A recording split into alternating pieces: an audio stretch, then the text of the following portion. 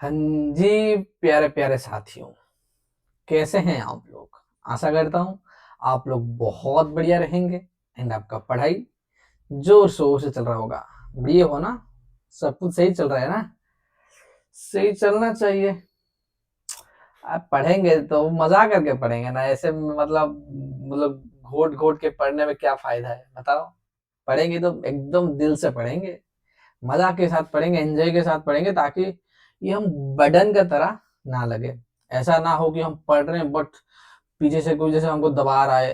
ऐसा नहीं होना चाहिए ना। मजे के साथ पढ़ेंगे, फील के साथ पढ़ेंगे, एकदम दिलदार होके पढ़ेंगे तो मजा आएगा तब पढ़ने में, है ना? समझ रहे हो? समझ रहे हो? समझ रहे हो? ठीक है, ठीक है, शुरू करें। तो ऑलरेडी हम जीएसटी का 3 लेक्चर हम खत्म कर चुके हैं। सॉरी, आईटीसी चैप्टर की, आईटीसी चैप्टर के हम 3 लेक्चर खत्म कर चुके हैं, जिसमें हम आईटीसी का चैप्टर के सेक्शन 16 को पूरी तरह से हम कंप्लीट कर चुके हैं। जैसे हमारा पहले हमेशा रहता है, पहले हम रिवाइज करेंगे, जो ऑलरेडी हम पढ़ चुके उसको रिवाइज करेंगे, फिर हम नया कंसेप्ट के ऊपर धीरे धीरे धीरे बढ़ते हुए चलेंगे। ठीक है, मैं रिवाइज कर रहा हूँ आपको। ठीक है, आप रिवाइज कर रहे हो आप घर पे या नहीं कर रहे हो? आई होप आप लोग घर में रिवाइज कर रहे होंगे। क्लास करने का कोई फायदा नहीं होता जब तक आप खुद एफर्ट ना लगाओ। मैं क्लास करा रहा हूँ, मैं एफर्ट लगा रहा हूँ। आपकी एग्जाम तभी पास हो पाएंगे आप, तभी कलरफुल रहेगी आपकी एग्जामिनेशन की जो रिजल्ट आएगी, जब आप खुद मेहनत करोगे। आप जो भी बनोगे, पास होंगे, फेल होंगे, जो भी, that's up to you only. मैं सिर्फ हेल्प कर सकता हूँ, कोई भी टीचर सिर्फ हेल्प कर सकता है कि ये ऐसा गाइडेंस दे सकता है कि ऐसा नहीं होना चाहिए, ऐसा होना चाहिए, ऐसे पढ़ना चाहिए, ऐसा पढ़ना, वो मेरी तरफ से मैं प्रोवाइड कर दूंगा। बट मेहनत तो खुद को करना होता है। जैसे कहावत होता है ना, जब तक खुद मरेंगे नहीं तब तक स्वर्ग नहीं देख सकते हैं। स्वर्ग देखने के लिए खुद मरना पड़ता है। वैसे ही हम वो सक्सेस की जो सक्सेस की मजा जो होता है ना, उसको चाखने के लिए खुद को तड़पना पड़ेगा, खुद को निगलना पड़ेगा, तभी हम जाके वो चीज वो मंजिल तक पहुंच सकते हैं। ठीक है, इस मोटिवेशन के लाइन के साथ हम शुरू करते हैं हमारा पढ़ाई। ठीक है, सेक्शन 16 से शुरुआत किए थे। पहले मैंने आपको ये बताया था कि आईटीसी का कंसेप्ट क्या है। आईटीसी का कंसेप्ट ये है, हम जो परचेज करते समय, जैसे कोई चीज हम सेल करेंगे, कभी ना कभी तो उसको परचेज किए होंगे, आइदर परचेज किए होंगे या फिर मैन्युफैक्चरिंग किए होंगे। मैन्युफैक्चरिंग करोगे तभी तो कुछ ना कुछ कॉस्ट लगेगा ना कुछ तो रॉ मटेरियल खरीदोगे, कुछ ना कुछ तो कॉस्ट लगेगा।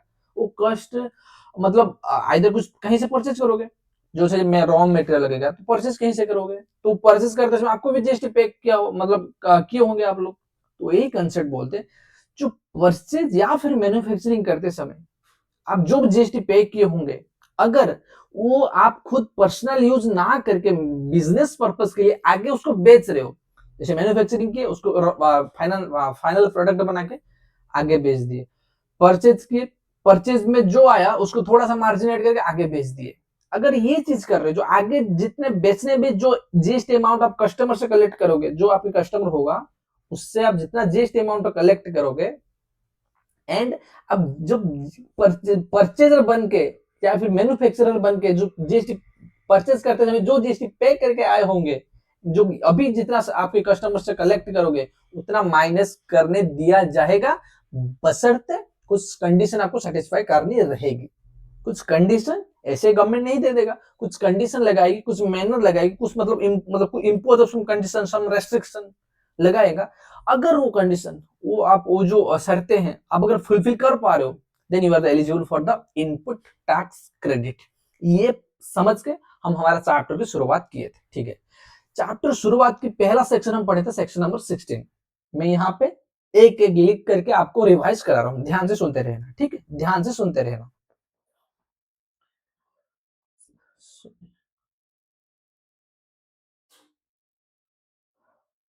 सेक्शन 16 सबसेक्शन 1 क्या बोल रहा था? वो यही बोल रहा था, अगर अगर आपको जीएसटी आईटीसी लेना है तो क्या दो प्राइमरी कंडीशन आपको सेटिस्फाई करनी होगी। पहला कंडीशन ये है कि आपको क्या करना होगा, पहला कंडीशन क्या होगा, आपको रजिस्टर्ड पर्सन बनना पड़ेगा। पहले क्या बनना पड़ेगा, आपको रजिस्टर्ड पर्सन बनना पड़ेगा। अगर आप रजिस्टर्ड पर्सन नहीं बन पा रहे हो, देन आप भूल जाइए, आप भूल जाइए, जीएसटी आईटीसी लेने के लिए, भूल जाइए, पहले तो आपको रजिस्टर्ड पर्सन होना चाहिए। एंड वन और प्राइमरी कंडीशन जो बहुत क्रूशियल कंडीशन है, वो पढ़े थे, क्या पढ़े थे वो पढ़े थे कि दैट गुड्स या फिर सर्विसेज यूज्ड और intended to be used for business purpose. Government यहाँ पे क्लियर कट बोलना चाह रहे हैं, अगर आपको आईटीसी लेना है, अगर आपको जो परचेज करते समय आप जो पे किए होंगे, पे किए करके आए हो, उसका आईटीसी लेना चाहते हो, तो ये इंश्योर करिए आप बिजनेस पर्पस के लिए यूज कर रहे हो। गवर्नमेंट वहां पे चैरिटी करने के लिए नहीं बैठा है कि आप खुद के फार्म के नाम पे आईफोन ले रहे हो, खुद की बीवी को गिफ्ट कर रहे हो, खुद की गर्लफ्रेंड को गिफ्ट कर रहे हो, आईटीसी ले रहे हो, ये तो नहीं होगा ना। गवर्नमेंट बोल रहे बिजनेस पर्पस के लिए यूज करोगे तभी आपको आईटीसी देंगे, तभी आपको आईटीसी देंगे। आज का जो लेक्चर है ना इसी पॉइंट पे बेस है, इसको बहुत डिटेल में आज हम लोग समझने वाले हैं, इसको इस पॉइंट को बहुत डिटेल में आज हम लोग समझने वाले हैं, ये पॉइंट, ठीक है, बहुत डिटेल में समझने वाले हैं। ये तो हम पढ़ लिए थे section 16 subsection 1, section 60 sorry section 16 subsection 2 क्या बात कर रहा है, वो 5 पॉइंट के बारे में बात कर रहा है। क्लॉज ए क्या बोल रहा है, आपके पास अगर आपको इनवॉइस आईटीसी लेना है तो कुछ कंडीशन सेटिस्फाई करनी होगी। क्या क्या कंडीशन है, पहले आपके पास इनवॉइस होना चाहिए, इनवॉइस बोल सकते हो, डेबिट नोट बोल सकते हो, बिल टू सप्लाई बोल सकते हो, या फिर आईएसडी इनवॉइस बोल सकते हो, सेल्फ इनवॉइस बोल सकते हो, जितने भी तरह की हमारा इनवॉइस होगी। क्या हम जब चैप्टर आगे पढ़ेंगे सेक्शन 31 वहां पे डिटेल में चर्चा करेंगे, ठीक है, डिटेल में चर्चा कराऊंगा आपको, ठीक है। पहले आपके पास इनवॉइस होना चाहिए। And point clause double A में क्या बोल रहा है, क्लॉज डबल ए बोल रहा है कि आपके सप्लायर जिनसे आप माल, जिससे आप परचेज करके आए हो, एंड जिसको आप आईटीसी पे करके आए हो, जो जीएसटी पोर्शन आपको पे करके आए हो, जिसका एग्रेस्ट में आप आईटीसी लेना चाहते हो, उसको बोलो कि वो जीएसटीआर 1 भरे, जीएसटीआर 1 भरे, या फिर स्टेटमेंट ऑफ आउटवर्ड सप्लाई, उसको मतलब ये है लेंगा लैंग्वेज, इस शॉर्टकट में बोले GSTR 1, statement of outward supply, समझ रहे हो, स्टेटमेंट ऑफ आउटवर्ड सप्लाई उसको भरने के लिए बोल दो, टाइमली भरने के लिए, ठीक है, तभी आप आईटीसी ले सकते हो। इसमें से कोई भी कंडीशन अगर ब्रीच होगा, इनमें से जो कंडीशन बता रहा हूं, इनमें से कोई भी एक भी कंडीशन ब्रीच होगा तो आपको आईटीसी मिलेगा नहीं, you are not eligible for the ITC. ये हो गया। बी में क्या पढ़े थे हम, बी में पढ़े थे कि गुड्स या फिर services should have been received, जो जिसके एग्नेस्ट में आप आईटीसी लेना चाहते हो, कि मैं चाहता हूं कि इसके एग्नेस्ट में मैं आईटीसी लूं, इसके एग्नेस्ट में मैं आईटीसी लूं, तो उसके लिए मेरे को कंडीशन सेटिस्फाई करनी होगी, उसको मेरे को क्या करना होगा, मतलब गुड्स वो या फिर सर्विसेज जिसके एग्नेस्ट में आईटीसी लेना चाहता हूं उसको रिसीव किया होना चाहिए, ये कंडीशन पढ़े थे। बी सेकंड है, मतलब क्लॉज बी है, क्या पढ़े थे वहां पे, पढ़े थे कि जीएसटी 2B में आपके रिफ्लेक्ट होना चाहिए, जीएसटी 2B, जो जीएसटी 1 आपके क्लाइंट आपके सप्लायर भरेगा, यहाँ पे जीएसटी 1 भरेगा, तो आपके ऑटोमेटिक जीएसटी पोर्टल से ऑटोमेटिक आपकी जीएसटी 2B में अपडेट हो जाएगी। जब अपडेट होगी वहां पे 2 पॉइंट बनेगा, ITC available, ITC not available. अगर आईटीसी नॉट अवेलेबल वाला सीट में आपकी ट्रांजैक्शन आ रही है, then you are not eligible. अगर आईटीसी अवेलेबल वाला सीट में आपकी ट्रांजैक्शन आ रही है, कि that mean there is no restriction to claim ITC, then आप आईटीसी ले सकते हो। अगर वहां पे कुछ रेस्ट्रिक्शन होगी तो आईटीसी नॉट अवेलेबल करके वहां पे आ जाएगी कि आईटीसी नॉट अवेलेबल, ठीक है। ये पढ़े थे। सी क्या पढ़े थे, क्लॉज सी क्या बोल रहा था, आप जिसको जीएसटी अमाउंट पे करके आए हो एंड आईटीसी लेना चाहते हो, भाई उसको बोलो वो जीएसटी अमाउंट गवर्नमेंट को जमा करे, गवर्नमेंट के पास जमा होगा तभी तो गवर्नमेंट के पॉकेट जेब को जाएगा, जेब के अंदर जाएगा तभी ना वो जेब से निकाल के देगा, जेब में गया नहीं है, मतलब पैसा गवर्नमेंट को मिला नहीं है। आप आगे आईटीसी लेने तो गवर्नमेंट वाला कैसे देंगे भाई, कहाँ से लेके देंगे, जमीन बेच दें, देश को बेच दें, देश को बेच दें, तो भाई उसको बोलो कि जीएसटी जमा करें। Tax, the tax amount should have been deposited, ये पढ़े थे। फिर क्लॉज डी क्या पढ़े थे, एट द एंड आपको जीएसटीआर 3B फाइल करना पड़ेगा। जीएसटीआर, ये तो सारा कंडीशन हो गया सप्लाई के पॉइंट ऑफ व्यू में। सप्लायर के पॉइंट ऑफ व्यू में सारा कंडीशन हो गया।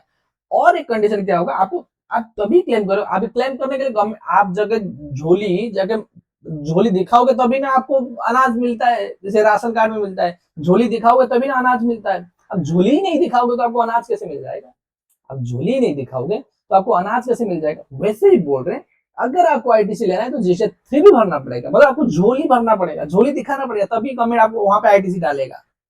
अगर आप 3 भी नहीं भर रहे तो जीएसटी आईटीसी के बाद मत उठाओ, मिलेगा नहीं आपको आईटीसी। ये पढ़े थे सेक्शन 16 सब सेक्शन 2। फिर सेक्शन सॉरी सेक्शन 16 सबसेक्शन 3 क्या बात कर रहा है? सेक्शन 16 सबसेक्शन 3 ये बोल रहा है कि अगर अगर आप डेप्रिसिएशन लेना चाहते हो, ले रहे हो, इनकम टैक्स एक्ट में डेप्रिसिएशन क्लेम कर रहे हो, then ITC not allowed, ITC not allowed. Either depreciation लोगे या फिर इनपुट टैक्स क्रेडिट लोगे। अगर इनकम टैक्स एक्ट में जो मान लीजिए मैं 10,000 रुपए का एक एसेट खरीद के लेके आया, उसके ऊपर 18% हिसाब से 11,800 में टोटल पे किया, इसमें 1,800 है जीएसटी पोर्शन, मैं इसका एग्नेस्ट में आईटीसी लेना चाहता हूँ। ये 18 से जो 1,800 के एग्नेस्ट में मैं क्या कर रहा हूँ, मैं आईटीसी लेना चाह रहा हूँ। अगर मैं आईटीसी लेना चाह रहा हूँ तो मेरे को ये इंश्योर करना पड़ेगा, जो अब मैं कॉस्ट कैपिटलाइज करूंगा बुक्स में, एसेट के जो कैपिटलाइज करूंगा एसेट में दिखाऊंगा कि ये अमाउंट दिखना चाहिए। अगर मैं ये अमाउंट दिखा रहा हूँ उसका मतलब डेप्रिसिएशन चार्ज करूंगा। डेप्रिसिएशन तो डेप्रिसिएबल वैल्यू कब लगता है? ये बुक्स में मान लीजिए 11,800 दिख रहा है, 11,800 बुक्स में दिख रहा है, तो डेप्रिसिएशन तो मतलब 10%, तो 11 ये 1,800 के ऊपर भी डेप्रिसिएशन लग जा रहा है ना। तो गवर्नमेंट यहाँ पे बोल रहा है अगर आपको आईटीसी लेना है तो इसको कैपिटलाइज मत करो, इसको कैपिटलाइज मत करो, या इसको भी कैपिटलाइज करोगे, यहाँ पे आईटीसी लोगे, डबल बेनिफिट हो जाएगा। ऐसे होने नहीं देंगे हम, ऐसे होने नहीं देंगे। आप क्या करो, आप उसको कैपिटलाइज मत करो, आईटीसी मिल जाएगा। ठीक है। सेक्शन 16 सबसेक्शन 4 क्या बोल रहा है? ये बोल रहा है time limit of claiming the ITC. ITC claim करने का टाइम लिमिट क्या है? जैसे मैं लास्ट क्लास में बात किए थे, ऐसा नहीं होगा कि आप क्या बोलोगे, अरे बारिश होने लग गया जोर से, ऐसा नहीं होगा कि आप क्या हो रहा है कि पिछले जन्म की आईटीसी अभी इस साल मांग रहे हो, 10 साल पुराना आईटीसी आप मांग रहे हो कि सेंट्रल गवर्नमेंट या स्टेट गवर्नमेंट मेरे को आईटीसी दे दीजिए, मेरा आईटीसी दे दीजिए, मैं जेन्युइन रेसिपिएंट हूँ, मैं जेन्युइन पे करके आया हूँ ITC amount and business purpose के लिए यूज किया हूँ। गवर्नमेंट बोला भाई यहाँ इतना दिन तक कहाँ सोया था, इतना दिन तक कहाँ सोया था। अगर आपको आईटीसी लेना है, अगर आपको आईटीसी लेना है, then time limit, you should claim the ITC before the time limit. Time limit क्या है? टाइम लिमिट क्या है? टाइम लिमिट क्या है? टाइम लिमिट है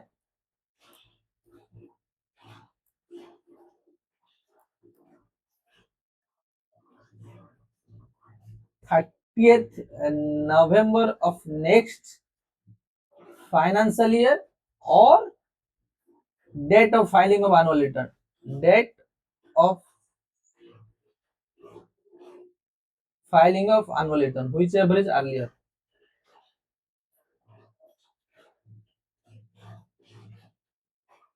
whichever is earlier, जो उनसे पहले हो जाएगी तो उससे पहले पहले आपको आईटीसी ले लेना चाहिए, क्योंकि गवर्नमेंट ऑलरेडी 1 साल की बफर दे रही है, नेक्स्ट फाइनेंशियल ईयर में तक टाइम लिमिट दे रहा है।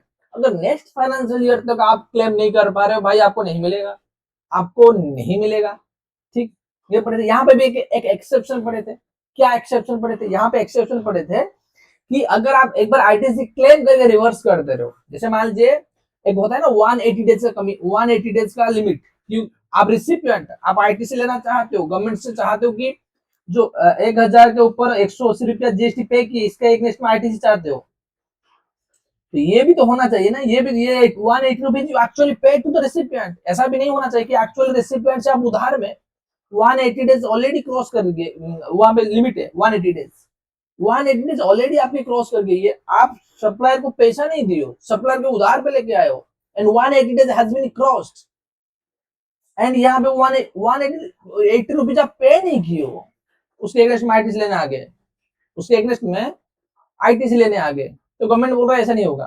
तो अगर आपको आईटीसी लेना है तो ये इंश्योर करो आप GST portion with the amount whatever the cost price what are the principal amount जिसके ऊपर जीएसटी लगा है, वो ऑलरेडी सप्लायर को पे कर चुके हो आप। अगर ऑलरेडी पे कर चुके हो then that's fine, you can claim the ITC. अगर आप पे ना करके आप मुंह उठा के आ जा रहे हो तो आईटीसी लेना, तो गवर्नमेंट बोल रहा है भाई नहीं चलेगा, ये नहीं चलेगा। आप पे नहीं किए तो अगर जाइए पे करिए, उसके बाद आईटीसी ले लेना। यहीं पे वो एक्सेप्शन काम आता है। अगर मैं पे नहीं किया, मैं आईटीसी क्लेम करके रिवर्स कर दिया था क्योंकि मैं पे नहीं किया था, जैसे मान लीजिए मैं 2 साल के बाद पे किया, इसके लिए वो कंडीशन एप्लीकेबल नहीं होगी, ये वाला कंडीशन ना एप्लीकेबल नहीं हो, क्योंकि मैं एक बार अवेल कर चुका, अवेल करके रिवर्स कर चुका हूँ। ये जो कंडीशन है ये फ्रेश अवेल के लिए, ये जो कंडीशन है 30th नवंबर या फिर due date of the sorry date of the filing of annual return whichever is earlier, इस ये डेट है फ्रेश अवेल की। एक बार अवेल करके रिवर्स कर दिए थे, एक बार मैंने आपको गवर्नमेंट को मैं ले लिया, फिर गवर्नमेंट को दे दिया कि मेरे पास अभी मैं हक नहीं बन रहा है मेरे को रखने के लिए, मैं आपको दे रहा हूँ, आप रखिए, आप रखिए, बट जब मेरा टाइम हो जाएगा मैं आपसे ले लूंगा, जब मैं एक्चुअली पेमेंट कर दूंगा, जब मेरा हक बन जाएगा आईटीसी लेने के लिए तब आपसे ले लूंगा। गवर्नमेंट बोला ठीक है, मेरे पास जब तक आप मतलब एज ए रिजर्व करके रखे हो तिजोरी में, गवर्नमेंट की तिजोरी में रखे हो, तब आप तक सेफ हो, कभी भी आप पे करके ले सकते हो। इसके लिए ये वाला टाइम लिमिट एप्लीकेबल नहीं होता है। मतलब ये वाला टाइम लिमिट सिर्फ क्या होता है, फ्रेश क्लेम के लिए एप्लीकेबल होता है। ठीक है,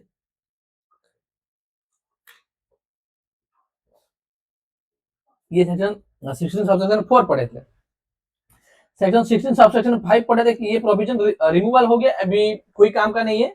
ये यही बोल रहा था कि ये जो टाइम लिमिट है, अगर 21 में एक नोटिफिकेशन गवर्नमेंट लेकर आई थी अमेंडमेंट, अगर कोई 2017-18, 2018-19, 2019-20, 2020-21 इसी बीच में अगर कोई आईटीसी नहीं ले, मान लीजिए 2017-18 आईटीसी नहीं लिए, टाइम तो ऑलरेडी एक्सपायर हो गया, ये वाला टाइम तो ऑलरेडी एक्सपायर हो गया होगा 2021-22 में, क्योंकि जो ये अमेंडमेंट आया था 2021-22 में आया था, ये तो टाइम लिमिट एक्सपायर कर गया होगा।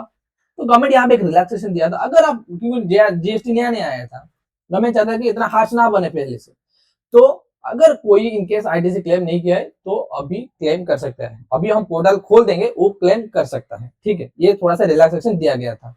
तो अभी तो 2026-27 चल रहा है फाइनेंशियल ईयर, तो उसका कोई तवज्जो, उसका कोई इंपोर्टेंस है नहीं, तो इसलिए हम पढ़ेंगे नहीं, उसका कोई क्वेश्चन भी नहीं आता। ठीक है, फिर पढ़े सेक्शन 16 सबसेक्शन 6। सेक्शन 16 सबसेक्शन 6 ये क्या बोल रहा है, ये बोल रहा है कि claim of ITC in case of registration cancel. मान लीजिए आपके रजिस्ट्रेशन डिपार्टमेंट ने जान के कुछ मतलब रिसर्च ना करे, कुछ इन्वेस्टिगेशन ना करे, बिन फालतू का कैंसिल कर दिया, बिन फालतू का कैंसिल कर दिया। आप डिपार्टमेंट के पास पहुंच गए, साहब मेरा रजिस्ट्रेशन कैसे कैंसिल हो गया, मैं तो जेन्युइन सप्लायर हूँ। डिपार्टमेंट का बोलना यही है कि आप गलत रजिस्ट्रेशन लेकर रखे हो, एक्चुअल में बिजनेस नहीं करते हो, सिर्फ पेपर में बिजनेस है आपकी, आप 2 नंबर के काम करते हो। तो रिक्वेस्ट किया, डिपार्टमेंट वाला नहीं माने, तो ये फिर चला गया हाई कोर्ट, सुप्रीम कोर्ट या फिर ट्रिब्यूनल के, GST affiliate authority tribunal, GST goods and service affiliate tribunal, वहां पे चला गया, वहां पे दरख्वास्त किया, सर लॉर्ड साहब मेरे साथ गलत हुआ है, मेरे साथ गलत हुआ है, क्या गलत हुआ है, वो सारा प्रूफ दिखाया, जितना भी प्रूफ हो सारा पेश की, एंड कोर्ट के ऑर्डर पे या फिर ट्रिब्यूनल के ऑर्डर पे तो ये कंक्लूजन निकला कि जो जीएसटी उसका रजिस्ट्रेशन कैंसिल हुआ है वो एकदम गलत है, उसको रजिस्ट्रेशन वापस दिलाना चाहिए, दे देना चाहिए, उसका जो कैंसिलेशन हुआ है उसको रिवोक कर दो, जो कैंसिल रिवोक ऑफ कैंसिलेशन, जो रजिस्ट्रेशन कैंसिल हुआ है उसको रिवोक कर दो, तो मतलब उसका जो कैंसिलेशन हुआ था वो ठीक करेक्ट हो जाएगा एंड जीएसटी पोर्टल में वो सारा चीज एक्सेस कर पाएगी। एक बार कैंसिलेशन हो गया, वो जीएसटी नंबर में आप जीएसटी पोर्टल में लॉगिन नहीं कर सकते, लॉगिन नहीं कर सकते क्योंकि कैंसिल हो गया आपकी, आप as a on registered person बन गए। जैसे चाहे आप चाहो आपके पैन नंबर पुट करें, क्या जीएसटी में पोर्टल में लॉगिन कर सकते हो, क्या नहीं कर सकते हो, क्योंकि जीएसटी में रजिस्टर्ड ही नहीं हो। जीएसटी पोर्टल में रजिस्ट्रेशन करने के लिए, रजिस्टर्ड होने के लिए आपको सॉरी एंटर करने के लिए, गेट के अंदर एंटर करने के लिए आपको रजिस्टर्ड पर्सन बनना चाहिए। अगर आप रजिस्टर्ड पर्सन नहीं बने, आप चाहो तो ऐसा कर लो, नहीं होगा।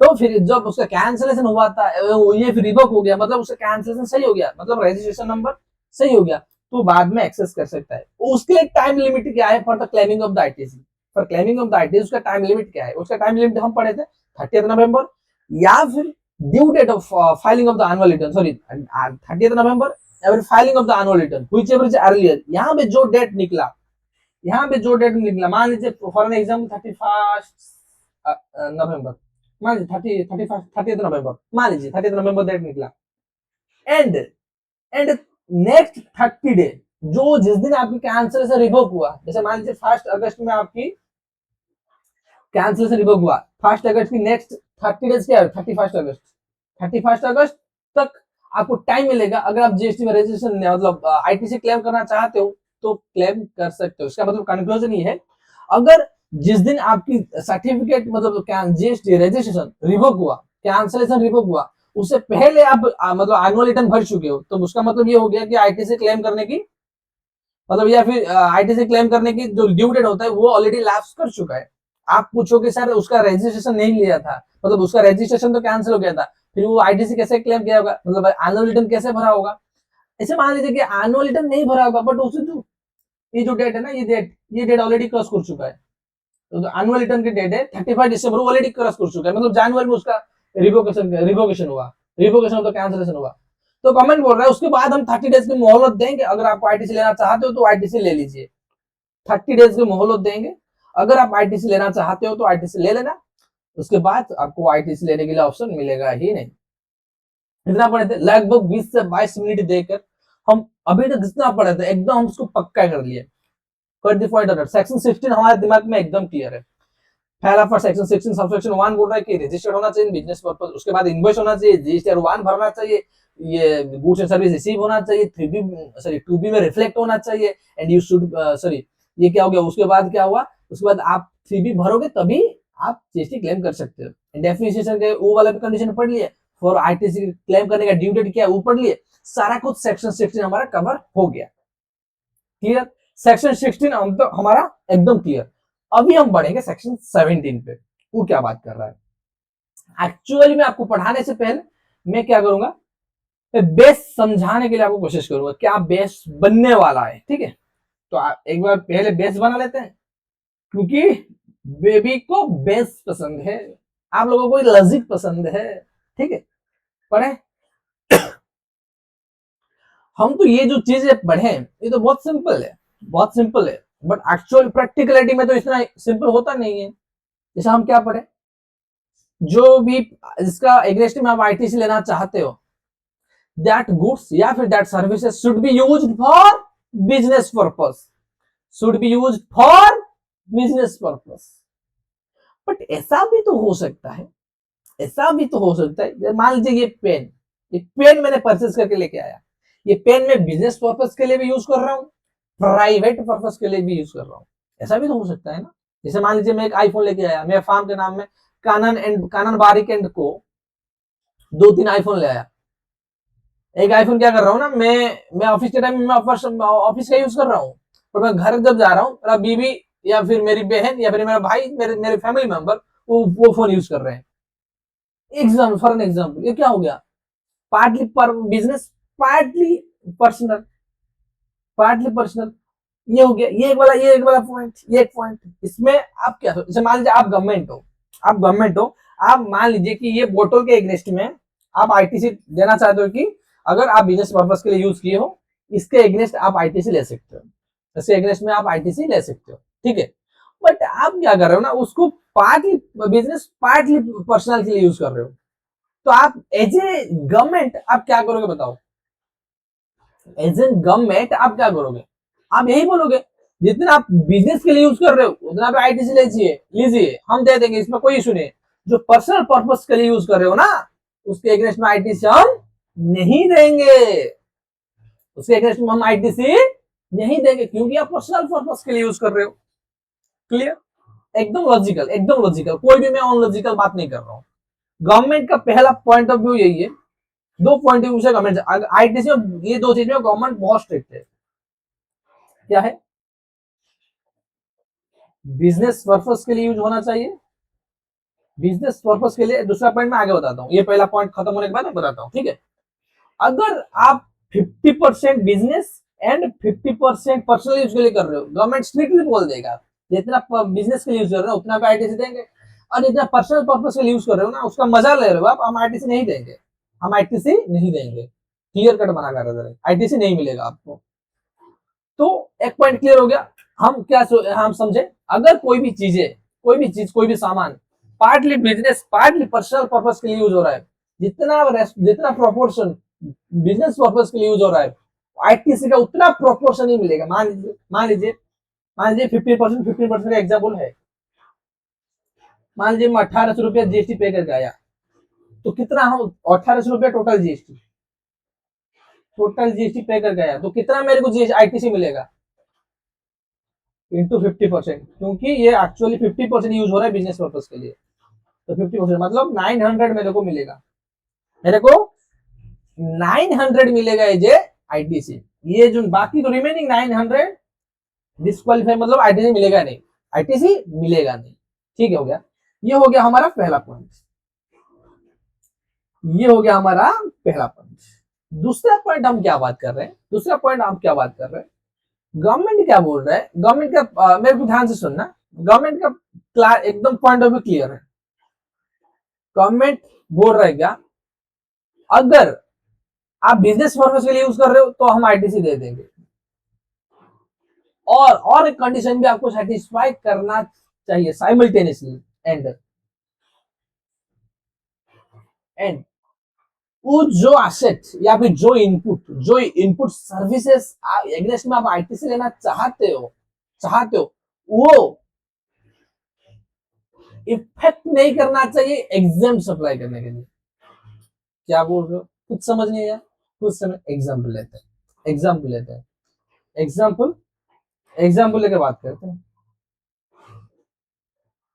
लेके बात करते हैं, जैसे मान लीजिए मैं एक मशीन लेके आया, मैं एक मशीन लेके आया, मशीन में दो चीज में बना रहा हूँ। तो मशीन लेके आया, मान लीजिए 1 लाख मशीन का कॉस्ट प्राइस है, प्लस क्या है, प्लस जीएसटी, मान लीजिए 18,000, 1,18,000 आई पेड, इतना मैंने पे किया। एक मिनट, बारिश बहुत जोर से हो रहा है यहाँ, तो इतना मैंने पे किया। ठीक है, ये तो 18,000 पे किया, बट इसमें मैं दो चीज बना रहा हूँ, एक हो गया बिस्किट,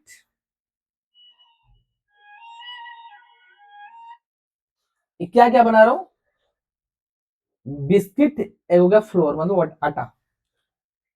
बिस्किट जो है वो टैक्सेबल है, टैक्सेबल का मतलब क्या है आपको पता है, टैक्सेबल क्या है, जो चीज के ऊपर जीएसटी लगेगा, टैक्सेबल मींस द गुड्स और services which is leviable to tax, मतलब उसके ऊपर जीएसटी, इसके ऊपर जीएसटी लगेगा। फ्लोर आटा मान लीजिए एग्जेम्प्ट,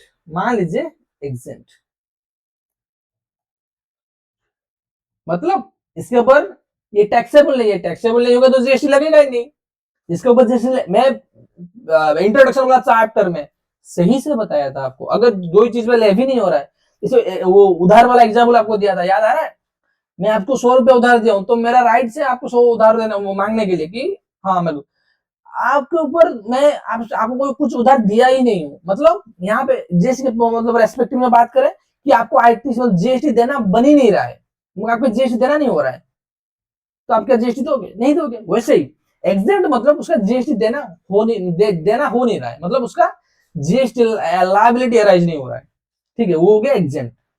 तो गवर्नमेंट का कहना ये है, अगर हम आईटीसी क्यों दे रहे, पता है आईटीसी क्यों दे रहे, बिजनेस बढ़े, देश डेवलप करें, एंड किसी एक के ऊपर ज्यादा बर्डन ना आए, फॉर एन एग्जाम्पल ध्यान से सुनना, फॉर एन एग्जाम्पल मान लीजिए मैंने ये खरीद के लेके आया, मान लीजिए एक और ये वाला एग्जाम्पल अभी थोड़ा देर के लिए होल्ड पे रखिए, और एक एग्जाम्पल देता हूं। मान लीजिए ये एक मैन्युफैक्चरर 100 रुपया, 18 रुपया, 118 रुपया के मेरे को सेल्स किया, सेल्स प्राइस। तो मैंने क्या किया, तो मेरे को पता है कि इसका 18 रुपया मेरे को आईटीसी मिल जाएगा, तो मैंने बुक्स में कॉस्ट दिखाया कितना, परचेज प्राइस दिखाया 100 रुपया, तो फिर मेरा मार्जिन थोड़ा बहुत ऐड किया, मान लीजिए 20 रुपया, 120 हो गया मेरा मतलब कॉस्ट प्राइस, जो जितने में मैं बेचूंगा, प्रिंसिपल अमाउंट उसके ऊपर मैंने जीएसटी चार्ज किया, मान लीजिए 120 के ऊपर कितना होता है 120, 18, 100 के ऊपर 18, 20, हाँ 21.60, मे भी गलत हो सकता है एक बार, एकदम मतलब अमाउंट पे मत जाइए। इतना मैंने जीएसटी चार्ज किया, इतना जीएसटी चार्ज किया, टोटल हो गया कितना 141.60, ये हो गया sales price. Sales price government government यहाँ पे क्लियर बोल रहा है, गवर्नमेंट यहाँ पे क्लियर बोल रहा है कि ये 21 रुपीज, सॉरी ये जो 21 रुपीज है ना, ये 21 रुपीज के ऊपर, मतलब ये जो 18 रुपीज आप पे करके आए हो, पे करके आए हो, तभी आपको आईटीसी मिलेगा। जब ये जो परचेज किया हो ना, ये परचेज वाला सामान, ये जो परचेज वाला परचेज किया हुआ सामान, इसको जब बेचोगे, इसको जब बेचोगे उसके ऊपर जीएसटी कलेक्ट करोगे, इसके ऊपर जीएसटी कलेक्ट करोगे। अगर मान लीजिए यहाँ पे मैंने जो चीज परचेज करके लेके आया, यहाँ पे बेच रहा हूं, जो चीज बेच रहा हूं उसके ऊपर मैं जीएसटी कलेक्ट नहीं कर रहा हूं। मान लीजिए ये एग्जाम्पल है, मैं कुछ थोड़ा बहुत मॉडिफाई किया, मतलब मान लीजिए मैन्युफैक्चरिंग थोड़ा बहुत मैंने उसका शेप वगैरह चेंज किया, वो एक ऐसा गुड्स बन गया, ऐसा गुड्स बन गया जिसको गवर्नमेंट एग्जेम्प्ट करके रखा है, मतलब गवर्नमेंट ये बोल के रखा है मैं उसके ऊपर जीएसटी लूंगा ही नहीं, लूंगा ही नहीं। तो यहाँ पे ये ध्यान दे, एक मिनट एक मिनट एक मिनट, मजा आएगा मजा आएगा। तो गवर्नमेंट यहाँ पे बोल रहा है ये 18 रुपया तभी आपको दूंगा कि आप ये जो सामान ले रहे हो ना, जिसके एग्रेस्ट में आप आईटीसी लेना चाहते हो, वो जो बेचोगे आप आगे से आईटीसी कलेक्ट करोगे, ताकि ना मैं आप इनसे थोड़ा इनसे थोड़ा इनसे थोड़ा इनसे थोड़ा ले पाऊंगा आईटीसी, थोड़ा थोड़ा करके ले पाऊंगा, किसी एक के ऊपर बटन ना आए।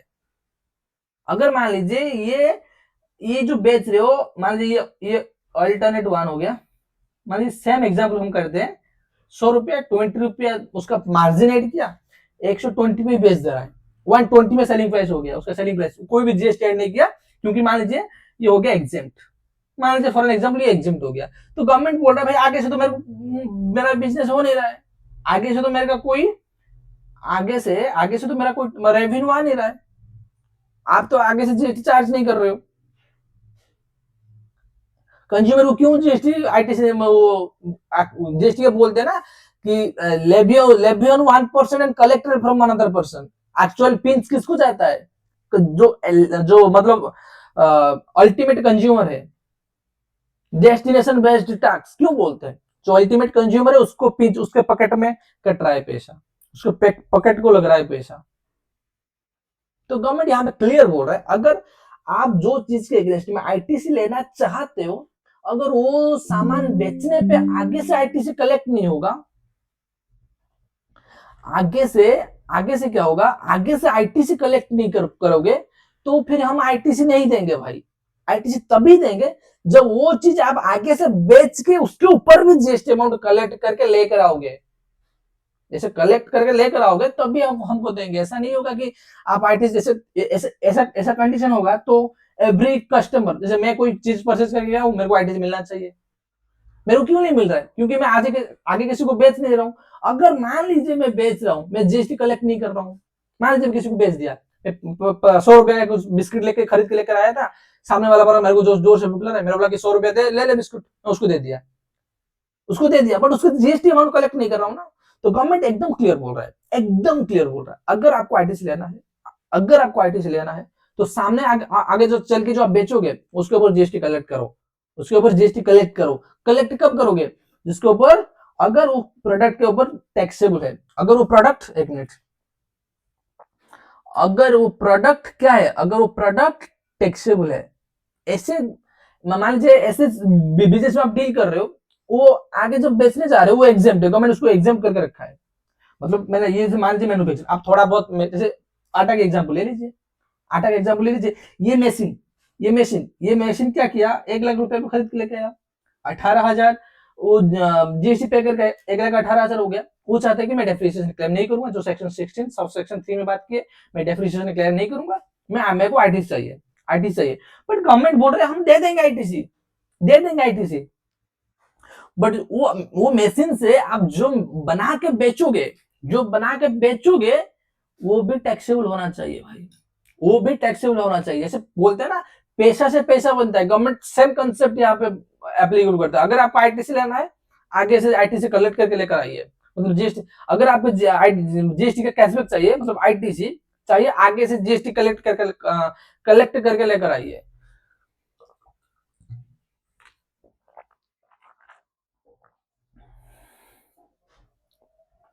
अगर आप आगे से जीएसटी कलेक्ट करके लेकर नहीं आ रहे हो तो भाई भूल जाना, तो भाई भूल जाना, जीएसटी नहीं देंगे।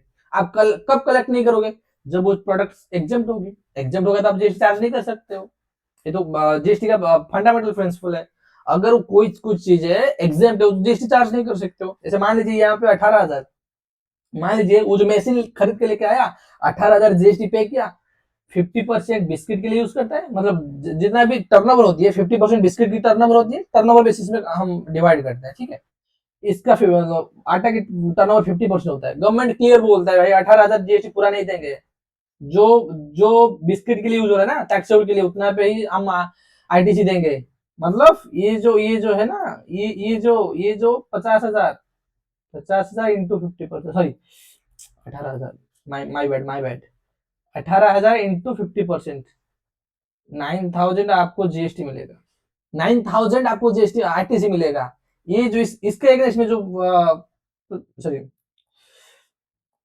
ये जो 18,000 50% जो आटा बनाने के लिए यूज कर रहे हो, ये 9,000 वो आप जेब से दे देना भाई, हम आईटीसी नहीं दे पाएंगे, आईटीसी नहीं दे पाएंगे, क्योंकि हमारा कंसेप्ट क्लियर है। गवर्नमेंट यही बोलता है कि अगर आपको आईटीसी लेना है तो आगे से जीएसटी अमाउंट कलेक्ट करके लेकर आइए। अगर आगे से जीएसटी अमाउंट कलेक्ट करके लेकर नहीं आ रहे हो तो भाई भूल जाना, हम आईटीसी नहीं देंगे। हम क्लियर कट अभी बोल के रख रहे हैं, आईटीसी नहीं देंगे। तो हम क्या समझ गए, ये इतना सारा एग्जाम्पल देने के बाद हम दो चीज पे पहुंच गए। एक बार कंक्लूजन करते हैं, एक बार कंक्लूड करते हैं, क्या क्या दो चीज है, क्या क्या दो चीज कंक्लूड करते हैं। पहला पॉइंट ये है बिजनेस पर्पस के लिए यूज होना चाहिए, एंड वो जो सामान से जो बनाकर बेच रहे हो वो टैक्सेबल होना चाहिए।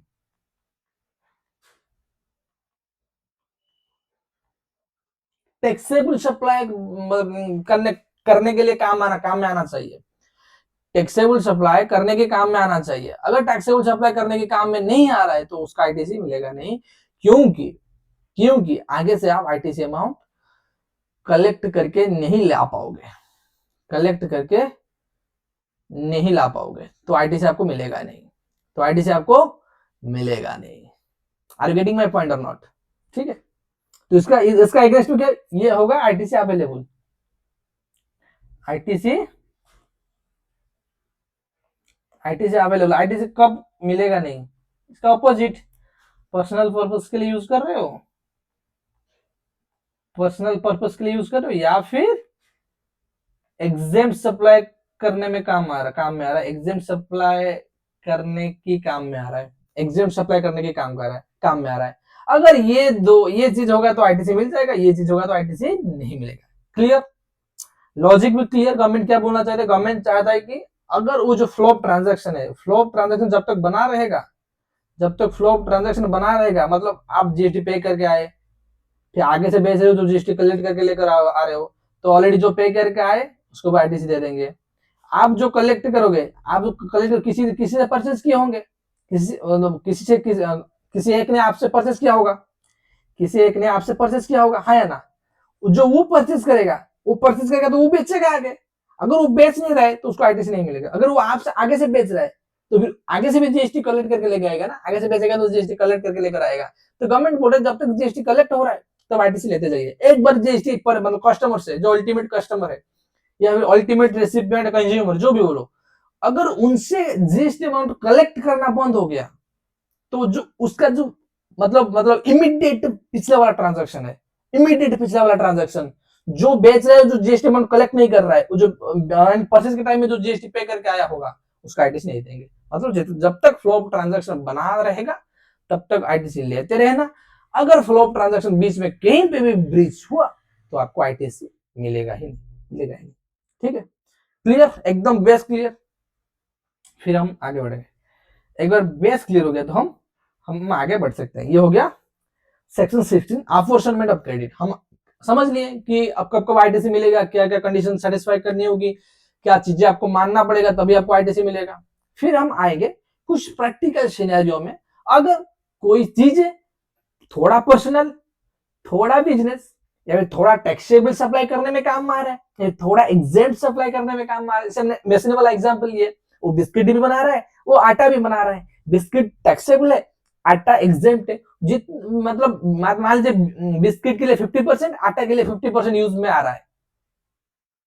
तो जो बिस्किट के लिए 50%, मान लीजिए 18,000 हम जीएसटी पे करके आए थे, 18,000 इंटू 50%, 9,000 ये हो गया, बिस्किट के लिए यूज हो रहा है, वो आईटीसी उसका दे देंगे, उसका दे देंगे।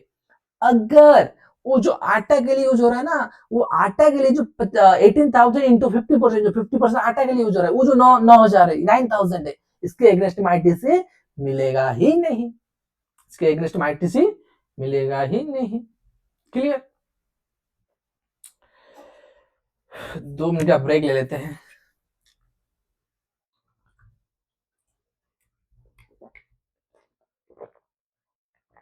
कैसा लग रहा है?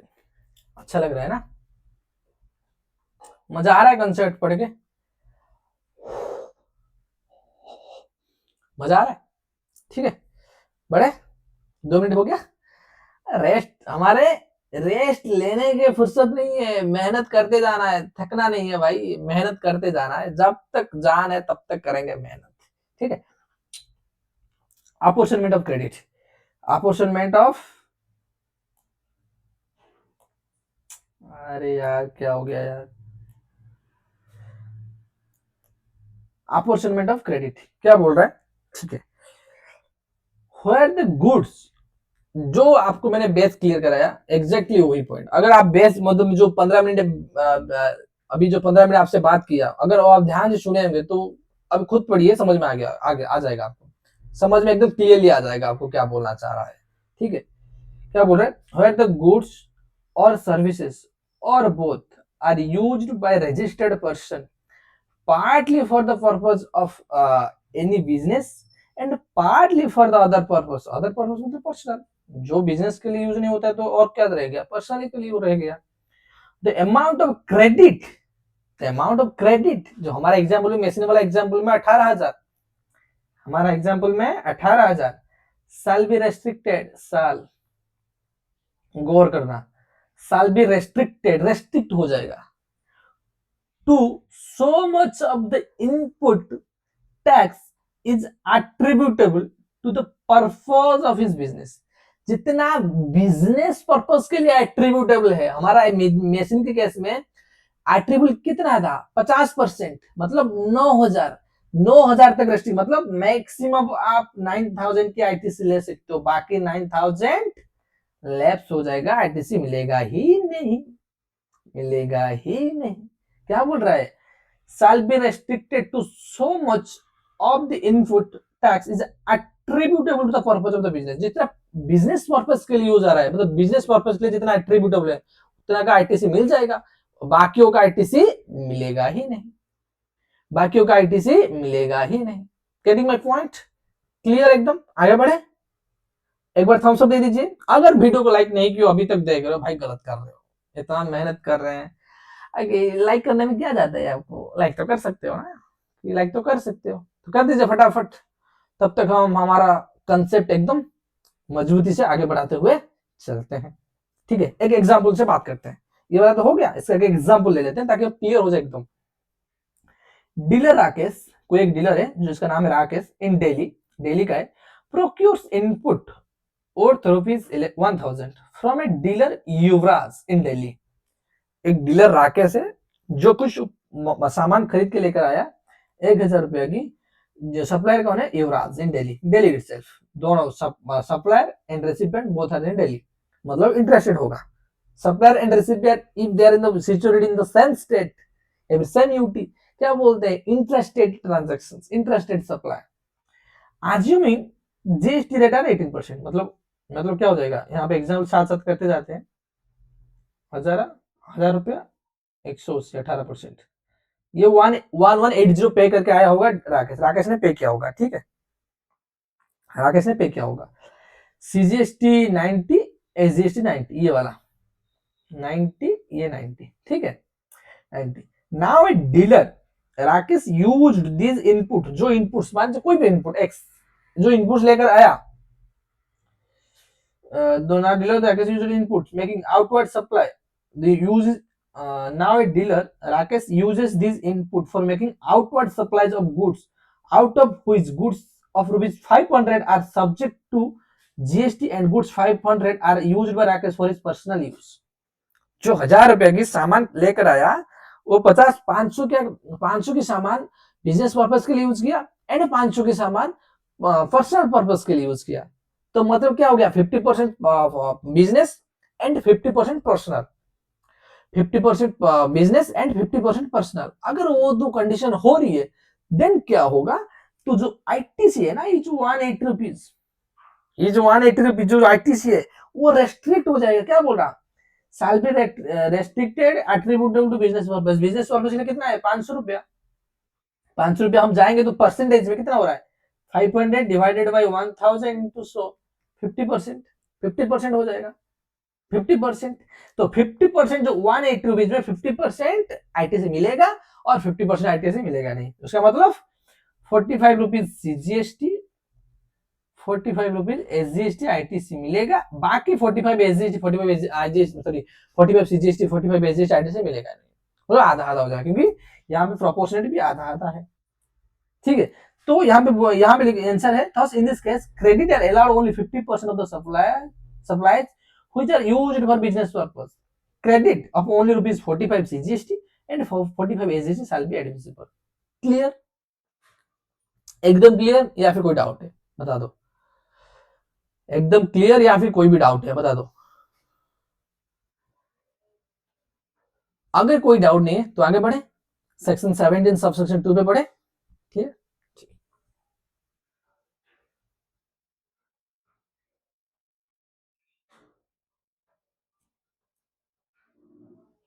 क्या बोल रहा है सेक्शन 17 सबसेक्शन 2 क्या बोल रहा है, ये हो गया हमारा बिजनेस नॉन बिजनेस वाला हो गया। ये अभी जो हमने एग्जांपल दिया था और एक एग्जांपल दिया था ना, बिजनेस पर्पस के लिए होना चाहिए एंड टैक्सेबल सप्लाई के लिए होना चाहिए। The effective of the taxable supply, जो सामान लेकर आ रहे हो वो टैक्सेबल सप्लाई बनाने मतलब करने के लिए यूज में आना चाहिए, वही वाला पॉइंट टैक्सेबल सप्लाई वाला पढ़ते हैं, ठीक है। where the goods or services or both are used by the registered person partly for reflecting taxable supplies including zero rated supply. Zero rated supply क्या होता है आगे डेफिनेशन आएगा, अभी के लिए बता देता हूं। अगर आप कोई भी सामान एक्सपोर्ट कर रहे हो या फिर एक एसईजेड होता है special economic zone, special economic zone को आप सप्लाई करो, कोई भी बिजनेस यूनिट है जो एसईजेड में सिचुएटेड है, उनको जो एलिजिबल मतलब होंगे उनको अगर आप क्या कर रहे हो, अगर आप कुछ सामान बेच रहे हो तो वो माना जाएगा कि आप एक्सपोर्ट कर रहे हो। क्यों एसईजेड क्यों डिक्लेयर होता है, आप इनकम टैक्स में पढ़े होंगे। जैसे कोई भी शहर हो गया, कोई भी एक पर्टिकुलर लोकेशन हो गया, तो गवर्नमेंट चाहता है कि ये स्ट्रेटेजिकल लोकेशन है, इसको डेवलप किया जाना चाहिए। अगर ये जगह डेवलप हुई तो हमारा देश के लिए अच्छा होगा, देश के लिए अच्छा होगा। जैसे हमारा एनियर वाला एरिया, नॉर्थ ईस्ट रीजन वाला, गवर्नमेंट इसको डेवलप करता है और अलग से फंड एलोकेट करता है क्योंकि वो स्ट्रेटेजिकल लोकेशन है। चीन से हमारा झगड़ा होता रहता है, तो गवर्नमेंट अगर वहां पे ढीला पड़ जाएगा, इंफ्रास्ट्रक्चर नहीं बनाएगा, तो चीन वाला आके बैठ जाएंगे ना वहां पे। तो मैं ये नहीं बोल रहा हूँ कि उसको ऐसे डिक्लेयर किया हुआ है, मैं ये बोल रहा हूँ कि स्ट्रेटेजिकल लोकेशन, और ऐसा भी एक लोकेशन हो सकता है कि गवर्नमेंट चाहता है कि अगर ये जगह को डेवलप किया हो मतलब करेंगे तो कनेक्टिविटी बढ़ जाएगी। मुंबई दिल्ली सारा जो कनेक्टिविटी का जो इशू है ना, जैसे हम बहुत दूर दूर तक ट्रैवल करते हैं, तो जो कनेक्टिविटी का इशू है वो सॉल्व हो जाएगा। अगर गवर्नमेंट को ऐसा कुछ लग रहा है कि कनेक्टिविटी इशू सॉल्व हो जाएगी या फिर बिजनेस मतलब बढ़ाने की बहुत जगह सही जगह है ना, पॉपुलेशन कम है, बहुत सारे फैक्ट्री भी यहाँ पे हम बैठा सकते हैं, इंस्टॉल करा सकते हैं, और एक स्ट्रेटेजिकल लोकेशन भी है। अगर ऐसा कुछ कंडीशन गवर्नमेंट का होता है, अगर वो कंडीशन सेटिस्फाई कर रहा है तो गवर्नमेंट क्या करता है ना, वो उस लोकेशन को एसईजे डिक्लेयर करता है। एसईजे डिक्लेयर करने में क्या होता है, उनको बहुत सारा बेनिफिट मिलता है, टैक्स इनकम टैक्स में बहुत बेनिफिट मिलता है, जीएसटी में भी बेनिफिट मिलता है, ठीक है, उनको कुछ बेनिफिट मिलता है। ताकि गवर्नमेंट तो इसलिए डिक्लेयर किया है ताकि वहां पे जो बिजनेस पर्सन जो डूइंग बिजनेस इन दिल्ली में प्रोमिनेंट एरिया में बिजनेस कर रहे हैं, जो भी वहां पे जाके बिजनेस सेट करे, जो वहां जैसे मान लीजिए बिजनेस बनाएंगे, बिजनेस बैठाएंगे, तो वहां पे खुद इंफ्रास्ट्रक्चर में मतलब इन्वेस्ट करेंगे ना CSR के अगेंस्ट में। या फिर जैसे मान लीजिए कोई आदानी आके कोई पर्टिकुलर जगह में जैसे हम मैं बोल रहा हूँ मेरे मेरे जो डिस्ट्रिक्ट में, मेरा होम टाउन में धामरा पोर्ट है, वहां पे जो रोड है ना वो आदानी डेवलप कर रहा है। जो गवर्नमेंट से ज्यादा आदानी खुद डेवलपमेंट कर रहा है। क्योंकि उसका एम्प्लॉय जाना आना कर रहे हैं, उसका जो ट्रांसपोर्टेशन जो मतलब कोल्स वगैरह निकल रहा है, कोल्स एंड माइंस वगैरह जो निकल रहा है, पोर्ट में जो काम हो रहा है, तो वो उसका ट्रक वगैरह वहां जाना आना मतलब जाएंगे आएंगे नो, यातायात करेंगे, तो उसके लिए वो डेवलप कर रहा है। तो इसे यही होता है, गवर्नमेंट कोई भी जगह मतलब किसी भी जगह को डेवलप करना चाहता है तो उसको SEZ डिक्लेयर कर देता है, ताकि बिजनेसमैन जाए वहां पे, एंड वहां पे उनका इंफ्रास्ट्रक्चर जो भी इंफ्रास्ट्रक्चर होगा उसको डेवलप करें, एंड बिजनेस को एट द एंड, गवर्नमेंट का होता है ना, एट द एंड देश को फायदा मिलना चाहिए। तो ठीक है, इसी जो पर्टिकुलर कुछ जगह होता है उसको SEZ डिक्लेयर करके गवर्नमेंट रखता है। अगर कोई भी सप्लायर आइदर एक्सपोर्ट कर रहा है या फिर कि एक जोन को मतलब किसी एक को बेच रहा है, सामान सप्लाई कर रहा है, जो सिचुएटेड कहां पे, SEZ में सिचुएटेड है। किसी को मतलब सप्लाई कर रहा है, वो सिचुएटेड कहां पे है, वो SEZ एरिया में सिचुएटेड है, SEZ special economic zone area में सिचुएटेड है। तो क्या होगा, तो उनको वो भी एक्सपोर्ट माना जाएगा, वो ट्रीट किया जाएगा डीम्ड एक्सपोर्ट, कि माना जाएगा कि आप बाहर बेचो। एक्सपोर्ट मतलब क्या हो गया, देश से बाहर, इंडिया से बाहर आप कोई सामान बेचो उसको बोलेंगे एक्सपोर्ट। बट अगर आप SEZ को बेचे हो, still they are in the India, SEZ India की पार्ट है SEZ। से हमारा उड़ीसा में गोपालपुर का एक जगह है near by my home town, उसको SEZ डिक्लेयर किया हुआ है गवर्नमेंट, वो इंडिया का पार्ट है, उसको माना जाएगा कि डीम्ड एक्सपोर्ट। कहीं पे जैसे मान लीजिए वहां पे XYZ लिमिटेड है, मैं उनको माल बेच रहा हूँ, XYZ लिमिटेड को मैं सप्लाई कर रहा हूँ, तो माना जाएगा एक्सपोर्ट कर रहा हूँ मैं, डीम्ड एक्सपोर्ट। समझ गए क्या होता है जीरो ट्रेड सप्लाई, उसको बोलते हैं zero rated supply. Detail definition नीचे आएगा, ठीक है। अगेन पढ़ते, व्हेयर द गुड्स और सर्विसेज और both used by registered person partly for effecting taxable supplies including zero rated supply. मतलब इसका मतलब ये हो गया, अगर आप जीरो ट्रेड सप्लाई करने के लिए आपके सामान यूज में ले रहे हो तो उसके ऊपर ITC मिल जाएगा, उसको माना जाएगा कि वो टैक्सेबल सप्लाई है। क्योंकि गवर्नमेंट चाहता है कि एक्सपोर्ट ज्यादा से ज्यादा बढ़े, एंड एक्सपोर्ट करने के लिए वो तो परचेस किए होंगे, वो परचेस के ऊपर ITC मिल जाना चाहिए विदाउट एनी रेस्ट्रिक्शन उसका ITC मिल जाना चाहिए। तो गवर्नमेंट बोलता है तो जीरो ट्रेड सप्लाई जो है उसको हम मानेंगे वो टैक्सेबल सप्लाई है, उसके ऊपर ITC दे देंगे, ठीक है। Partly for effecting supply including zero rated supply under this act, under the Integrated Goods and Services Tax Act, and partly affecting exempt supply under this act or go into the IGST Act for attributable to the shall be restricted. Much of the input tax is attributable to said taxable supply including zero trade supply. मतलब कितना तक attributable होगा, मतलब distribute किया जाएगा, excuse me, to the said taxable supply including zero rated supply. जितना वो taxable supply and zero rated supply करने में काम आया है उतना ही हम ITC देंगे। जो एग्जेम्प्ट सप्लाई करने में काम में आया उसके ऊपर ITC मिलेगा ही नहीं, उसके ऊपर ITC गवर्नमेंट देगा ही नहीं। एग्जाम्पल समझ गए, क्लियर। एक लाइन में बता देता हूं, अगर आप टैक्सेबल सप्लाई या फिर जीरो ट्रेड सप्लाई करने में काम, सामान जो परचेस किए होंगे GST पे करके आए हो, उसको अगर उसको एक मिनट,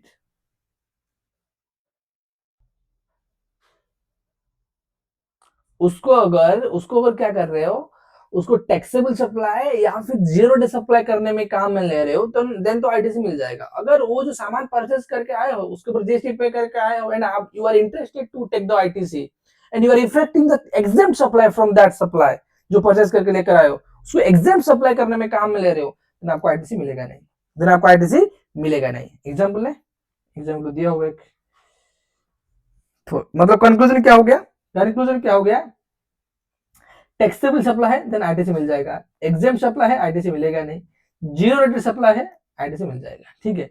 जीरो रेटेड सप्लाई क्या होता है, यहीं तो डेफिनेशन दिया होगा, ठीक है। ये हो गया taxable supply 108।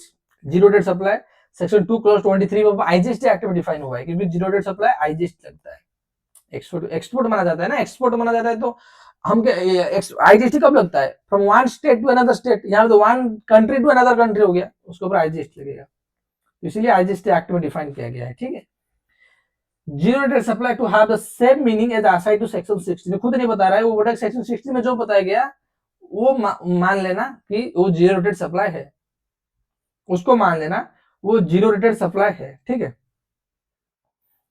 As per section 16 subsection 1 of the IGST act, zero rated supply means any of the following supplies goods services और बोथ, मतलब ये जो दोनों ट्रांजैक्शन दिया गया है ना, उसको हम जीरो रेटेड सप्लाई बोलेंगे। जैसे आपको बताया एक्सपोर्ट ऑफ गुड्स और सर्विसेज और बोथ, एक्सपोर्ट मतलब सप्लायर है इंडिया में, रेसिपिएंट है आउटसाइड इंडिया में, और सप्लाई ऑफ गुड्स और सर्विसेज और both for authorised operation to specific special economic zone, special economic zone, जो स्पेशल इकोनॉमिक जोन में उसको अगर आप सप्लाई कर रहे हो देन वो माना जाएगा जीरो रेटेड सप्लाई, उसके अगेंस्ट आईटीसी मिल जाएगा। एग्जेम्प्ट सप्लाई क्या होता है तो बताया था, nil rated, exempt by notification under section 11 and non taxable supply. Non taxable supply में क्या क्या आता है? Alcohol liquor for human consumption और 5 पेट्रोलियम वाला product and alcohol liquor for human consumption, ये हो गया नॉन टैक्सेबल सप्लाई, तो उसके ऊपर जीएसटी लेवी ही नहीं होता है। ठीक है, दो बेसिक वाला चैप्टर में हम पढ़े थे। ठीक है, और एक एग्जांपल ले लेते हैं ताकि हमको क्लियर हो जाए सारा कुछ। Mr. Akhil, a registered person, provided the following information for the month of March 2026. ठीक है, input tax credit in respect of inward supply, input tax credit in respect of inward supply मतलब कुछ purchase करके लेकर आया है, उसके ऊपर 2 लाख वो आईटीसी पे किया है, आईटीसी इतना लेना चाहता है। ठीक है, तो फिर उसका सेल्स का डिटेल्स दिया है। टैक्सेबल सप्लाई, वो टैक्सेबल सप्लाई कितने, जो 2 लाख के परचेज करके लेकर आया ना, इस 2 लाख जो परचेज करके लेकर आया उसमें टैक्सेबल सप्लाई कितना किया है? Taxable supply including zero rate supply कितना किया है? 10 लाख। एक्सपोर्ट किया है ये जीरो रेट सप्लाई 5 लाख, ये हो गया ना टैक्सेबल सप्लाई एक्सक्लूडिंग, मतलब इसमें जीरो रेट सप्लाई इंक्लूड नहीं है। 10 लाख ये एक्सपोर्ट मतलब जीरो रेट सप्लाई हो गया 5 लाख, 15 लाख हो गया। एंड एग्जेम्प्ट सप्लाई कितना किया है? 3 lakh. An inward supply on which he is liable to pay tax on reverse charge basis, reverse charge basis क्या उसको exempt supply मानेंगे? एग्रीगेट टर्नओवर की डेफिनेशन में मानेंगे? तो यही आता है, हम 1 मिनट में आपको समझा रहा हूँ, इसके जो एग्रीगेट टर्नओवर निकालेंगे तो उसका एग्रीगेट टर्नओवर का डेफिनेशन क्या रहेगा for the purpose of ITC, क्या होता है, मैं थोड़ा देर रुक जाइए मैं समझाता हूँ आपको। ठीक है, तो टोटल टर्नओवर कितना हो गया? टोटल टर्नओवर कितना हो गया? 3 लाख हो गया, सॉरी 10 ये 5 15 3 18 20 सॉरी 18 लाख हो गया ना। Inward supply on which he is liable to pay tax on reverse charge basis,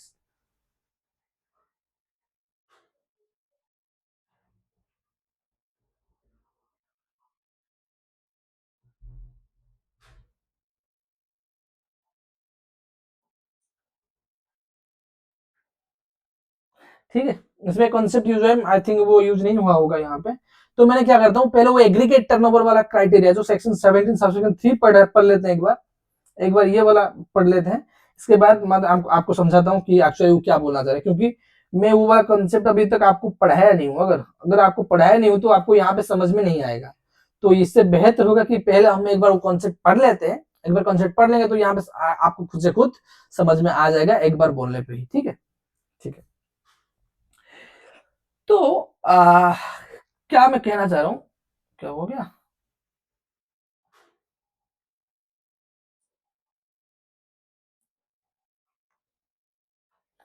तो मैं आपको क्या कहना चाह रहा हूं कि आईटीसी मतलब डिस्ट्रीब्यूट करने के लिए, जैसे मैं आपको बताया ना कि अगर कोई चीजें, कोई सामान पार्टली एग्जेम्प्ट या पार्टली टैक्सेबल के लिए यूज में आ रहा है, देन आपको बाइफरकेट करना होगा। जितना टैक्सेबल में के लिए काम में आ रहा है तो उतना के लिए तो आईटीसी मिल जाएगा, जो एग्जेम्प्ट के लिए काम में आ रहा है तो उसके अगेंस्ट में आईटीसी हमको मिलेगा नहीं। जो एग्जेम्प्ट सप्लाई करने में काम में आ रहा है तो उसके अगेंस्ट में आईटीसी मिलेगा नहीं। तो टैक्सेबल जो टर्नओवर है किस बेसिस में हम डिस्ट्रीब्यूट करेंगे? टर्नओवर के बेसिस में, जो भी डिस्ट्रीब्यूट होगा टर्नओवर के बेसिस में। क्यों? यहाँ पे भी देखो, यहाँ पे भी जो भी डिटेल दिया गया था टर्नओवर की, एक्सपोर्ट टर्नओवर की पार्ट है। सेक्शन 2 क्लॉज 62 में, सेक्शन 2 क्लॉज 6 में पढ़े थे डेफिनेशन वाला चैप्टर में, याद करो। और ये एग्जेम्प्ट सप्लाई तो टर्नओवर की पार्ट है। पहले मैं आपको क्या करता हूँ, आपको क्या करता हूं, एक बार सेक्शन 2 क्लॉज 6 में क्या लिखा गया था मैं आपको एक बार याद दिला देता हूँ। ओके, एक बार आपको क्या करता हूँ, याद दिला देता हूँ। ठीक है,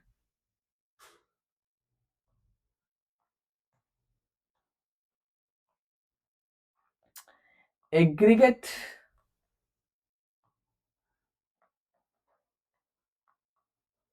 टर्नओवर सेक्शन 2 क्लॉज 6। ठीक है, इसमें क्या क्या एग्रीगेट टर्नओवर के पार्ट बनेंगे हम पढ़े थे ना। ये अरे यार, लाइन सीधी खींच जा यार। अरे ठीक है यार, जो भी, मेरा तो हो नहीं रहा है, मैं क्या करूं। ठीक है, जो भी है, एग्रीगेट टर्नओवर क्या क्या आती है। एग्रीगेट टर्नओवर सेक्शन 2 क्लॉज 6 से याद करो, aggregate turnover means aggregate value of all the taxable supply. फिर लिख देते हैं taxable supply, all the taxable supply and exempt supply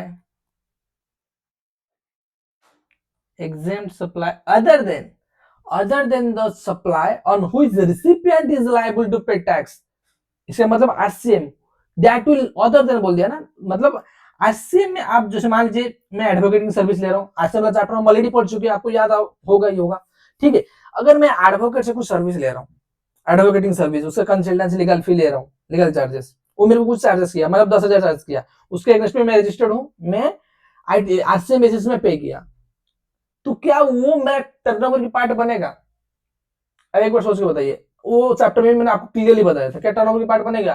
क्या मैं सप्लाई कर रहा हूँ, मैं सप्लाई नहीं कर रहा हूँ, बट गवर्नमेंट मेरे को ऊपर रेस्पॉन्सिबिलिटी दिया है, मैं जो जीएसटी अमाउंट एडवोकेट को पे करने वाला था, अगर आज से में नहीं एप्लीकेबल होती तो एडवोकेट जाके गवर्नमेंट को जमा करता, बट गवर्नमेंट बोल रहा है कि ठीक है आप एडवोकेट को मत दीजिए, आप खुद आके हमको जमा करके आ जाए, हमको जमा करके जाइए। तो वो मेरा मेरा मेरा मेरा जो मेरा सेल्स नहीं है, वो मेरा सप्लाई नहीं है, मैं सप्लाई रिसीव कर रहा हूँ, that is my inward supply, not my outward supply. Aggregate turnover में वही आता है जो आउटवर्ड सप्लाई, मैं सामने वाले को बेच रहा हूँ, वो आउटवर्ड सप्लाई, वो टर्नओवर की पार्ट बनेगा, ना कि मैं जो इनवर्ड सप्लाई में परचेस कर रहा हूँ, तो गवर्नमेंट के रेस्ट्रिक्शन के कारण, गवर्नमेंट के लॉ के कारण मेरे को टैक्स देना पड़ रहा है, वो मेरा सेल्स में ऐड होगी, ऐसा ऐसा वो लॉजिकल नहीं है ना। ठीक है, मतलब ये हो गया कि आरसी में जो बेसिस में पे करते हैं उसके ऊपर वो टर्नओवर के पार्ट नहीं बनेगा। Again section 2 clause 6 of the CGST act 2017 defines aggregate turnover, मेरे साथ रिपीट करते जाना, aggregate turnover means aggregate value of supply of goods और सर्विसेज और both of taxable supply, exempt supply other than inward supply on which recipient is liable to pay tax, and export of goods या services and interstate supply of goods or services both, interstate supply but exclude क्या क्या करेगा, CGST, SGST, IGST, UTGST, ये aggregate turnover के part नहीं बनेंगे, and RCM के जो पे इनवर्ड आरसीएम इनवर्ड इनवर्ड याद रखना, इनवर्ड, इस ये एग्रीगेट टर्नओवर के पार्ट नहीं बनेगा, ये एग्रीगेट टर्नओवर के पार्ट बनेगा as per section 2 clause 6। But ITC जब हम कैलकुलेट करने जाएंगे, बट उसके एग्रीगेट टर्नओवर कैलकुलेट करने का तरीका थोड़ा सा अलग है, थोड़ा सा अलग है। क्या अलग है बताता हूं।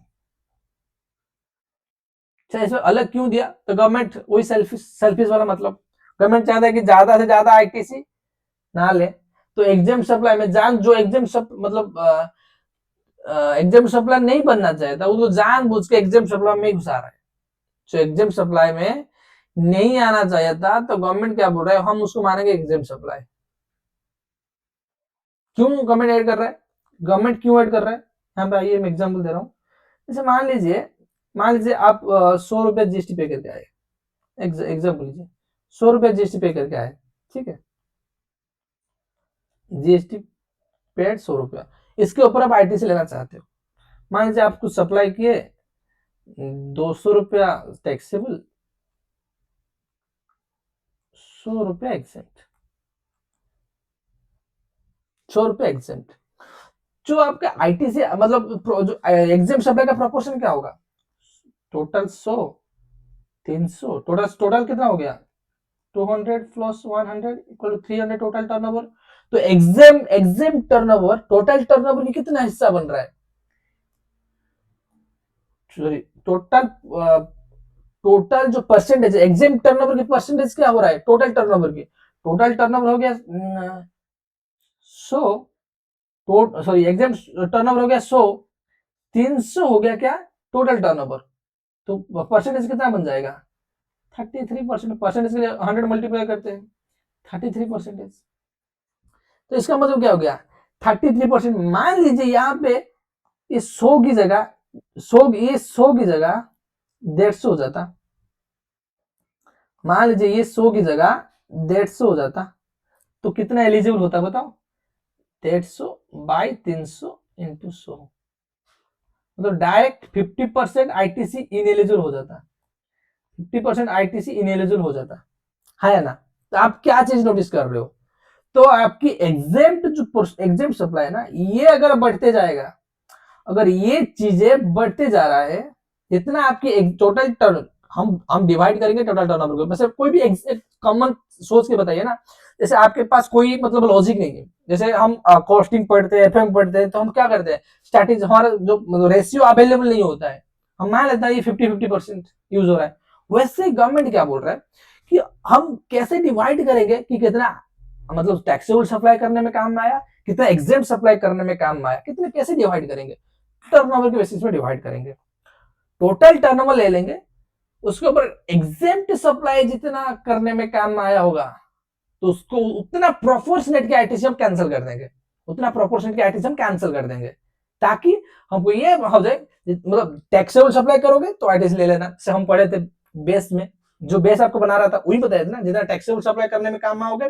गवर्नमेंट आईटीसी दे देगा। अगर आप आगे चल के एग्जाम सप्लाई कर रहे हो पीछे से आईटीसी जीएसटी पे करके आए हो आईटीसी लेना चाहते हो तो गवर्नमेंट नहीं देगा आपको, गवर्नमेंट नहीं देगा। तो ऐसे यहाँ पे हमको क्या समझ में आ रही है, यहाँ पे हमको क्या समझ में आ रही है, हमको यहाँ भी यह समझ में आ रही है कि एग्जाम सप्लाई जितना बढ़ते जाएगा हमारा आईटीसी जो अवेलेबल है जो हम क्लेम कर सकते हैं जो आईटीसी ले सकते हैं वो अमाउंट कम होती जाएगी। सिंपल सा है, मान लीजिए मेरा 100 रुपये, हमारे पास 100 रुपया है, आप और मेरे बीच में 100 रुपया है, मतलब हमारा दोनों का अमाउंट 100 रुपये है।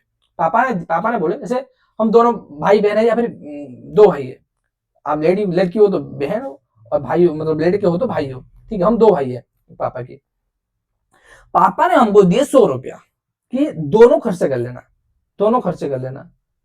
अगर उस बट आप मेरे को पूछने से पहले आप 60 रुपए ऑलरेडी खर्चा कर चुके हो, तो मेरे लिए कितना बचेगा 40 रुपया, मान लीजिए 50 रुपया खर्चे किए हो मेरे लिए बचेगा 50 रुपया, आप 40 रुपया खर्चे किए हो तो मेरे लिए बचेगा 60 रुपया, 100 रुपया तो क्या टोटल ना। वैसे ही गवर्नमेंट बोल रहा है कि टोटल टर्नओवर को हम बेस बनाएंगे, टोटल टर्नओवर जो यहाँ पे बेस बन रहा है टोटल टर्नओवर, तो हम उससे कितना डिवाइड न्यूमरेटर में कितना रखेंगे जो इतना एग्जाम्प्ट किए हो, और बेसिक सा मैथ है, जितना एग्जाम्प्ट सप्लाई किए हो उसको न्यूमरेटर में रखेंगे, तो इससे हमको ये पता चल जाएगा कि आप टोटल टर्नओवर में कितना एग्जाम्प्ट सप्लाई किए हो। तो हमारा जो ये एग्जाम्पल में 33%, 33.333% हम क्या किए एग्जाम सप्लाई किए हैं, तो 33% जो जीएसटी जो आईटीसी पे कर गया है ना इंटू 33.33% डिस्क्वालीफाई हो जाएगा, डिस्क्वालीफाई हो जाएगा। तो हमको यहाँ पे क्या समझ में आ रहा है, अगर हमारा एग्जाम सप्लाई बढ़ता जाएगा तो हमारा आईटीसी लेने की चांसेस कम होती जाएगी, जो अमाउंट है वो कम होती जाएगी, जितना हमारा एग्जाम सप्लाई कम होती जाएगा, जैसे मान लीजिए हम 10% ही एग्जाम सप्लाई कर रहे हैं तो 90% हमको आईटीसी मिल जाएगा, मान लीजिए 90% हम एग्जाम सप्लाई कर रहे हैं 10% आईटीसी मिलेगा, 10% आईटीसी मिलेगा, ठीक है। तो यही बोल रहा है, तो पॉइंट ये है, तो गवर्नमेंट एग्रीगेट टर्नओवर की क्राइटेरिया ऐसे यहाँ पे ऐसे लिखा ताकि एग्जाम सप्लाई बढ़ती जाए।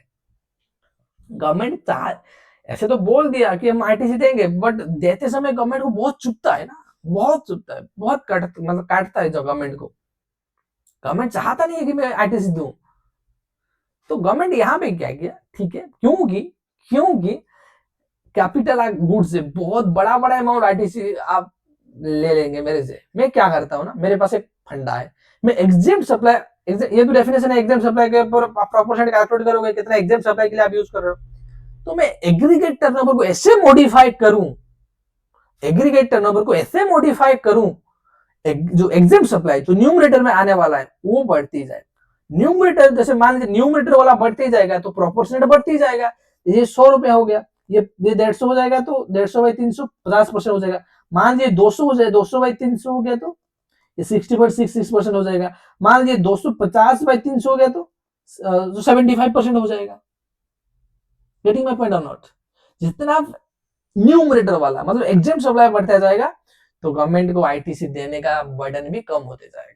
तो गवर्नमेंट यहाँ पे क्लियर कट बोल दिया भाई, एग्रीगेट टर्नओवर जो डेफिनेशन है ना, जो सेक्शन 2 क्लॉज 6 में पढ़े थे, हम उसको नहीं मानेंगे, नहीं मानेंगे। एग्रीगेट टर्नओवर की एक नया definition for this section only, for ITC chapter only will provide a new definition of the aggregate turnover. वो जो दो सेक्शन 2 क्लॉज 6 में पढ़े थे ना, उसको भूल जाइए आईटीसी चैप्टर के लिए। बाकी जीएसटी में एप्लीकेबल होगी, बट आईटीसी चैप्टर के लिए हम अलग से एग्रीगेट टर्नओवर की डेफिनेशन देंगे, उसको फॉलो करते हुए चलना। जब आपकी आईटीसी लेने या फिर देने की बारी आएगी, आईटीसी लेने या फिर देने की बारी आएगी, उसको फॉलो करते हुए चलना, उसको फॉलो करते हुए चलना। ठीक है, clear clear clear clear clear. यहां पे देखो क्या मैंने बताया आपको, इंक्लूजन क्या क्या एग्जेम्प्ट सप्लाई में इंक्लूड होगी। एक्चुअल में तो है ही नहीं, गवर्नमेंट जानबूझ के फोर्सफुली यहाँ पे इंक्लूड करा रहा है सेक्शन 17 सबसेक्शन 3 के अकॉर्डिंग। एक बार पढ़ते हैं क्या बताना चाह रहे हैं। क्या बोल रहा है, the value of exempt supply under subsection 2। टू बताऊं टू क्या है?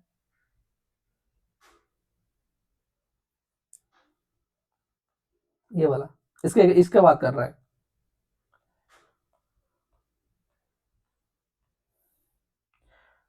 क्या बोल रहा है, the value of exempt supply under subsection 2 shall be such as may be prescribed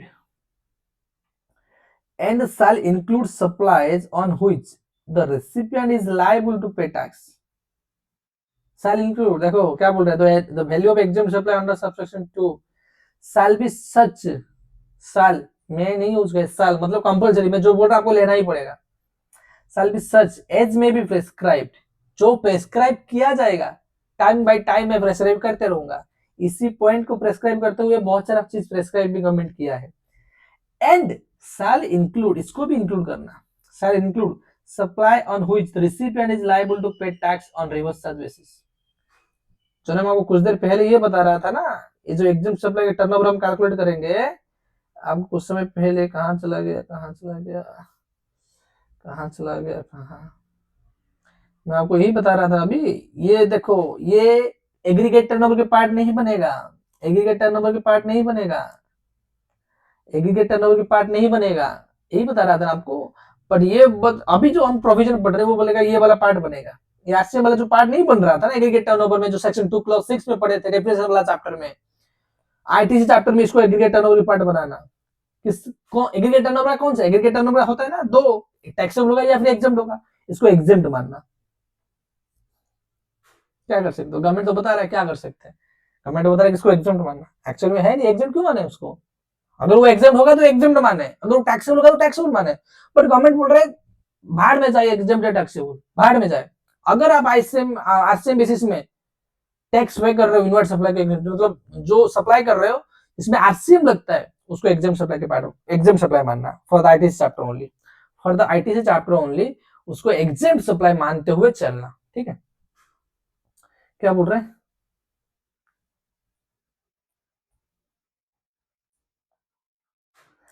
shall include supply on which recipient is liable to pay tax on reverse charge receipt, shortcut में बोले तो RCM. Transaction in securities, transaction in security जो sales वगैरह करते हो, share वगैरह, sale of land, sale of land GST में आता है, एक बार बताओ, बताओ जीएसटी में आता है, जीएसटी में आता है, हम तो यही पढ़े थे, सेल ऑफ लैंड नहीं आता है, that is the immovable property, GST सिर्फ लगता है मूवेबल प्रॉपर्टी के ऊपर। तो गुड्स के डेफिनेशन में इसको बाहर रखा गया था, गुड्स के डेफिनेशन में इसको बाहर रखा गया था। गवर्नमेंट यहाँ पे फोर्सफुली ला रहा है, यहाँ पे ना इंसाफी कर रहा है गवर्नमेंट टैक्स पेयर के साथ। खुल्लम खुल्ला। क्या बोल रहा है, sale of land exempt supply मानेंगे, एग्जेम्प्ट सप्लाई मानेंगे। क्यों क्यों क्यों एग्जेम्प्ट सप्लाई मान रहे हैं बताओ? जितना एग्जेम्प्ट सप्लाई बढ़ेगा उतना आपके आईटीसी गवर्नमेंट जो देगा आपको उतना उनका पॉकेट से कम जाएगा। आपका आईसी जो डीसेल ऑफ आईटीसी है ना, जो आपको आईटीसी नहीं मिलेगा वो अमाउंट बढ़ते जाएगा। ठीक है, sale of land and subject to clause B paragraph B schedule 3। ये sale of land and subject to clause ये होता है जो हमारा होता है ना, पैरा बी में पढ़े थे, अगर the entire consideration is received before issuance of the competition certificate, वो वाला बात कर रहा है। ठीक है, एंड सेल ऑफ बिल्डिंग, इसको हम मानेंगे एग्जेम्प्ट सप्लाई। क्या क्या मानेंगे, अभी तो बहुत सारा आएगा और एक पर एग्जाम किस क्या क्या मानेंगे, जो एग्जेम्प्ट सप्लाई है उसको एग्जेम्प्ट सप्लाई मानेंगे, बट एडिशनल क्या मानेंगे, एडिशनली जो जैसे अब मैं मान लीजिए मैं कोई चीज मतलब बीड़ी बेच रहा हूँ, मैं कोई भी चीज बेच रहा हूँ जिसके ऊपर आरसीएम एप्लीकेबल होता है, जिसके ऊपर आरसीएम एप्लीकेबल होता है, वो मेरा एग्जेम्प्ट सप्लाई के पार्ट बनेगा। एग्जेम्प्ट सप्लाई के पार्ट बनेगा मेरा, मैं सप्लाई कर रहा हूँ, एक्चुअली मेरे मतलब एक्चुअली मेरा टर्नओवर के पार्ट बनना चाहिए। देखो क्या होता है ना, आरसीएम में थोड़ा आपको डाउट हो रहा होगा, मैं क्लियर करा देता हूँ 2 मिनट लेकर। ठीक है, आरसीएम में क्या होता है ना, मैं सप्लाई कर रहा हूँ, जैसे मान लीजिए मैं सप्लाई कर रहा हूँ, आपको सप्लाई हो, बट गवर्नमेंट बोल रहा है आपको जीएसटी देना पड़ेगा। मैं सप्लायर जीएसटी पे नहीं करूंगा, गवर्नमेंट बोल रहा है कि आपको देना पड़ेगा। तो आपको अगर जीएसटी देना पड़ेगा तो that doesn't mean that will be become part of your sales. अभी के सेल्स समझो, वो आपका टर्नओवर सेल्स नहीं बना तो टर्नओवर के पार्ट नहीं बनेगा ना, वो किसका टर्नओवर हिस्सा बनेगा, मेरा टर्नओवर हिस्सा बनेगा, क्योंकि मैं सप्लाई कर रहा हूँ, मैं सेल्स कर रहा हूँ। जीएसटी आप जीएसटी से सेल से क्या लेना देना है भाई बताओ, जीएसटी एंड सेल से क्या लेना देना है, कौन कोई भी जीएसटी पे करे वो तो गवर्नमेंट को डिपेंड करता है ना। तो जो सेल्स कैलकुलेट किया जाएगा, टर्नओवर कैलकुलेट किया जाएगा, मैं सप्लाई कर रहा हूँ, भले ही आप जीएसटी पे कर रहे हो, मैं टैक्स अप्लाई कर रहा हूँ, तो मेरे टर्नओवर के पार्ट बनेगा। वो एकदम पॉइंट है। यहाँ पे जो बोल रहा है, ये भी करेक्ट बोल रहा है, बट गलत यहाँ पे हो रहा है। बट उसको ये बोल रहा है वैल्यू ऑफ एग्जाम सप्लाई मानेंगे। मान लीजिए मैं कोई भी चीज आपको बेच रहा हूँ, वो टैक्सेबल है, इसलिए तो आप इस टैक्सेबल है, इसी कारण तो आप जाके जीएसटी पे कर रहे हो ना, आरसीएम बेसिस में टैक्सेबल है, इसीलिए तो आप जाके गवर्नमेंट को जीएसटी पे कर रहे हो आरसीएम बेसिस में as a recipient. But government बोला उसको मैं एग्जाम्प्ट मानेंगे, टर्नओवर का पार्ट मानो वो सही है, वो बनना भी चाहिए। बट हम यहाँ पे जो बात की है ना, रिस्वर्ड आरसीएम ऑफ इनवर्ड, आउटवर्ड नहीं लिखा है, इनवर्ड वाला टर्नओवर के पार्ट नहीं बनता है, आपकी बन जाएगा आरसीएम। आप जो जीएसटी पे करोगे आरसीएम इनवर्ड आपकी होगा, दैट मीन जो मैं सप्लाई किया होगा वो आपकी टर्नओवर में पार नहीं बनेगी, बट मेरे लिए आरसीएम आउटवर्ड बन जाएगा, वो मेरा टर्नओवर की पार्ट बनेगा, पॉइंट क्लियर। एक्चुअली में आरसीएम जो कर रहे हैं वो टर्नओवर की पार्ट बनना चाहिए, एग्जेम्प्ट पार्ट नहीं। ये बोल रहा है कि एग्जेम्प्ट मानेंगे उसको, वो बोल रहा है कि चाहे टैक्सेबल हो चाहे एग्जेम्प्ट हो, जितने भी आरसीएम है वो सारा टैक्सेबल ही है, इसलिए तो आरसीएम लगाया गया, आरसीएम मतलब रिसिपिएंट पे करेगा, सारा टैक्सेबल है। बट ये बोल रहा है हम उसको एग्जेम्प्ट मानेंगे, क्या बोल सकते हैं, क्या ही बोल सकते हैं। तो ये ध्यान रखो, जब हम आईटीसी चैप्टर कैलकुलेट करेंगे, जहां पे हम आईटीसी जो प्रोपोर्शनेट हम बांटने की टाइम आएगी, मतलब कितना बिजनेस पर्पस के लिए यूज हुआ है, सॉरी कितना टैक्सेबल पर्पस के लिए यूज हुआ है, या कितना एग्जेम्प्ट पर्पस के लिए यूज हुआ है, तो हम एग्जेम्प्ट टर्नओवर कैलकुलेट करेंगे। टर्नओवर को हम जो 2 पार्ट करेंगे, 2 हिस्सा बनाएंगे टर्नओवर की, एक टैक्सेबल एक एग्जेम्प्ट। एग्जेम्प्ट वाला में हम क्या ऐड करेंगे, हम ऐड करेंगे आरसीएम वाला। आरसीएम में जितने भी हम सप्लाई किए होंगे आउटवर्ड आरसीएम, आउटवर्ड आरसीएम, वो हमारा एग्जेम्प्ट टर्नओवर के पार्ट बनेगा। ठीक है, और क्या बोल रहे हैं, ट्रांजैक्शन ऑफ द सिक्योरिटीज, जो हम सेल्स वगैरह कर रहे हैं ना, sales shares derivative mutual fund, उसका ट्रांजैक्शन इन सिक्योरिटीज 1%, एक बस as per the valuation rule. जितना भी मान लीजिए मैं ये अभी यहाँ पे सिर्फ लिखा है ट्रांजैक्शन इन सिक्योरिटीज, पर हम जो वैल्यूएशन वाला चैप्टर पढ़ेंगे सेक्शन 15 का रूल 29 पढ़ेंगे, तो वहां पे लिखा है कि जो शेयर सेल्स करते हैं उसका वैल्यूएशन कैसे होता है, वो वैल्यूएशन वाला चैप्टर मैं अभी बता दूं। 1% ऑफ द सेल, जितना भी मान लीजिए मैं 5 लाख में सेल्स किया एक शेयर्स, तो उसका 1% मतलब 5,000 हो जाएगा, एग्जेम्प्ट सप्लाई की पार्ट बनेगा, 1% ऑफ द सिक्योरिटीज सिर्फ। And sale of land subject to the clause paragraph 5 sale of building, तो अभी इतना क्या समझ में आ गया, जब हम एग्जेम्प्ट सप्लाई कैलकुलेट करेंगे आईटी चैप्टर के लिए टैक्सेबल एग्जेम्प्ट, एग्जेम्प्ट सप्लाई जो कैलकुलेट करेंगे, एग्जेम्प्ट सप्लाई में क्या क्या ऐड करेंगे, जो ऐड होना नहीं चाहिए था गवर्नमेंट फोर्सफुली ऐड करा रहा है, RCM outward RCM, sale of securities 1% of the sale of securities, sale of land, sale of building, ये इंक्लूड कराएंगे एग्जेम्प्ट सप्लाई में, ताकि एग्जेम्प्ट सप्लाई न्यूमरेटर में पड़े, गवर्नमेंट को टैक्स कम देना पड़े। ठीक है, supply on which recipient is liable to pay tax on reverse charge, ये वाला पॉइंट के बारे में बात कर रहे हैं। वही मैं जैसे बताया, supplier is a registered person which are not liable tax in hand of the supplier service shall be considered as exempt supply, shall be considered as exempt supply। तो हम मान लेंगे कि वो exempt supply के, जैसे मान लीजिए मैं एडवोकेट हूँ, आपको सर्विस दे रहा हूँ, एडवोकेट मतलब कंसल्टेंसी सर्विस दे रहा हूँ, तो अगर मैं मान लीजिए मैं आईटी से ले रहा हूँ, मैं रजिस्टर्ड हूँ आईटी से ले रहा हूँ, मान लीजिए वो मेरा एग्जाम सप्लाई, मैं आपसे जीएसटी कलेक्ट कर रहा हूँ, वो फिर भी वो आप जीएसटी पे कर रहे हो जाके गवर्नमेंट को मेरे बिहाफ में, फिर भी वो जीएसटी कलेक्ट तब आप जीएसटी पे तभी कर रहे हो ना, वो टैक्सेबल है। अगर कोई चीज एग्जाम्प्ट है आप थोड़ी जाके जीएसटी पे करते हैं, जब आपकी लायबिलिटी नहीं एराइज होगी आपके ऊपर, आप थोड़ी जीएसटी जाके पे करोगे। तो लायबिलिटी हो रहा है मतलब लायबिलिटी एराइज हो रहा है मतलब वो टैक्सेबल है, तो टैक्सेबल का हिस्सा बनना चाहिए था, तो गवर्नमेंट बोलता है कि वो एग्जाम का हिस्सा बनेगा, एग्जाम का हिस्सा बनेगा। वही एग्जाम्पल मैं दिया हूँ, आप एक बार रेफर कर लेना। ठीक है, सिर्फ मोटा मोटी इतना डिटेल में जाने का जरूरत नहीं है, बट मैं आपको समझाने के लिए समझा रहा हूँ बस, बट एग्जाम में क्रक्स क्या बनना चाहिए सिर्फ ये ध्यान रखते हुए आप चलना। ठीक है, ट्रांजैक्शन सिक्योरिटीज देखो 1% total sales value of security, ये वैल्यूएशन रूल्स 1% कैसे निकाले, वो वैल्यूएशन रूल में लिखा है, सेक्शन सॉरी रूल 29 शायद, वैल्यूएशन रूल 29 में लिखा गया है। ठीक है, सेल ऑफ लैंड, कोई हम लैंड बेचते हैं वो तो इमूवेबल प्रॉपर्टी होता है ना, जिसका हिस्सा नहीं होता उसको बोलते हैं एग्जाम सप्लाई का पार्ट बनेंगे। ठीक है, सेल ऑफ बिल्डिंग वो भी एग्जाम सप्लाई के पार्ट बनेगा, गवर्नमेंट ये बोल रहे हैं। तो क्या बोल सकते हो, गवर्नमेंट तो लॉ में लिखा है, लॉ में जो लिखा है तो उसको तो कोई मतलब वायलेट नहीं कर सकता है ना। तो कौन ये तो हो गया, ये तो हो गया पार्ट बनेगा, ये तो हो गया पार्ट बनेगा, कौन सी आइट मतलब सप्लाई है वो पार्ट नहीं बनेगा, एग्जाम सप्लाई नहीं बनेंगे। The value of supply of service by accepting deposit, extending loans or advance so as far the consideration is represented by interest of discount except banking company। इसका मतलब तुम क्या बता रहा हूँ, अगर मान लीजिए मैं एक वेंडर हूँ, मैं क्या किया ना, आपसे कुछ माल बेचने से पहले प्री डिपोजिट लिया, एडवांस लिया, कि मैं ऐसे नहीं बेचता, पहले मैं एडवांस लेता हूँ, 50,000 एडवांस लेता हूँ, ऐसा नहीं मैं एडवांस के ऊपर इंटरेस्ट नहीं दूंगा, एडवांस के ऊपर इंटरेस्ट दूंगा। ठीक है, या फिर मान लीजिए मैं मान लीजिए मैं बैंक में जमा किया, पैसा मेरा मान लीजिए फिक्स डिपॉजिट किया, तो बैंक मेरे को कुछ इंटरेस्ट देगा, तो बैंक मेरे को इंटरेस्ट दे रहा है, मैं बैंक रिसिपिएंट हो रहा है, मैं सप्लायर हो रहा हूँ, तो सप्लायर हो रहा हूँ मतलब मेरे को इंटरेस्ट मिल रहा है, क्या वो मेरे टर्नओवर की पार्ट बनेगा? एक्चुअली वैसे देखना चाहो तो बनना चाहिए, क्योंकि सब एज ए अगर आप रजिस्टर्ड हो एंड आपकी कंपनी के नाम पे वो आपके बिजनेस के नाम पे वो फिक्स डिपॉजिट है या फिर जो भी डिपॉजिट है एंड आप उसके अगेंस्ट में आपको इंटरेस्ट मिल रहा है, that should be part of your turnover, logical thinking में।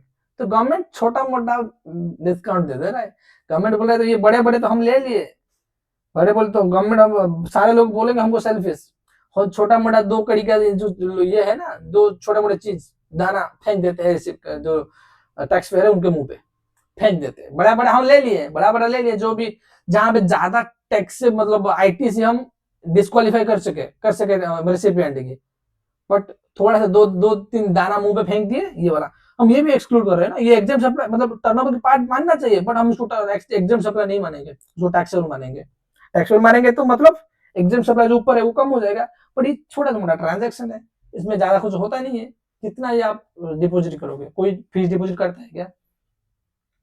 आज के जमाने में कोई फिक्स डिपोजिट करता है क्या?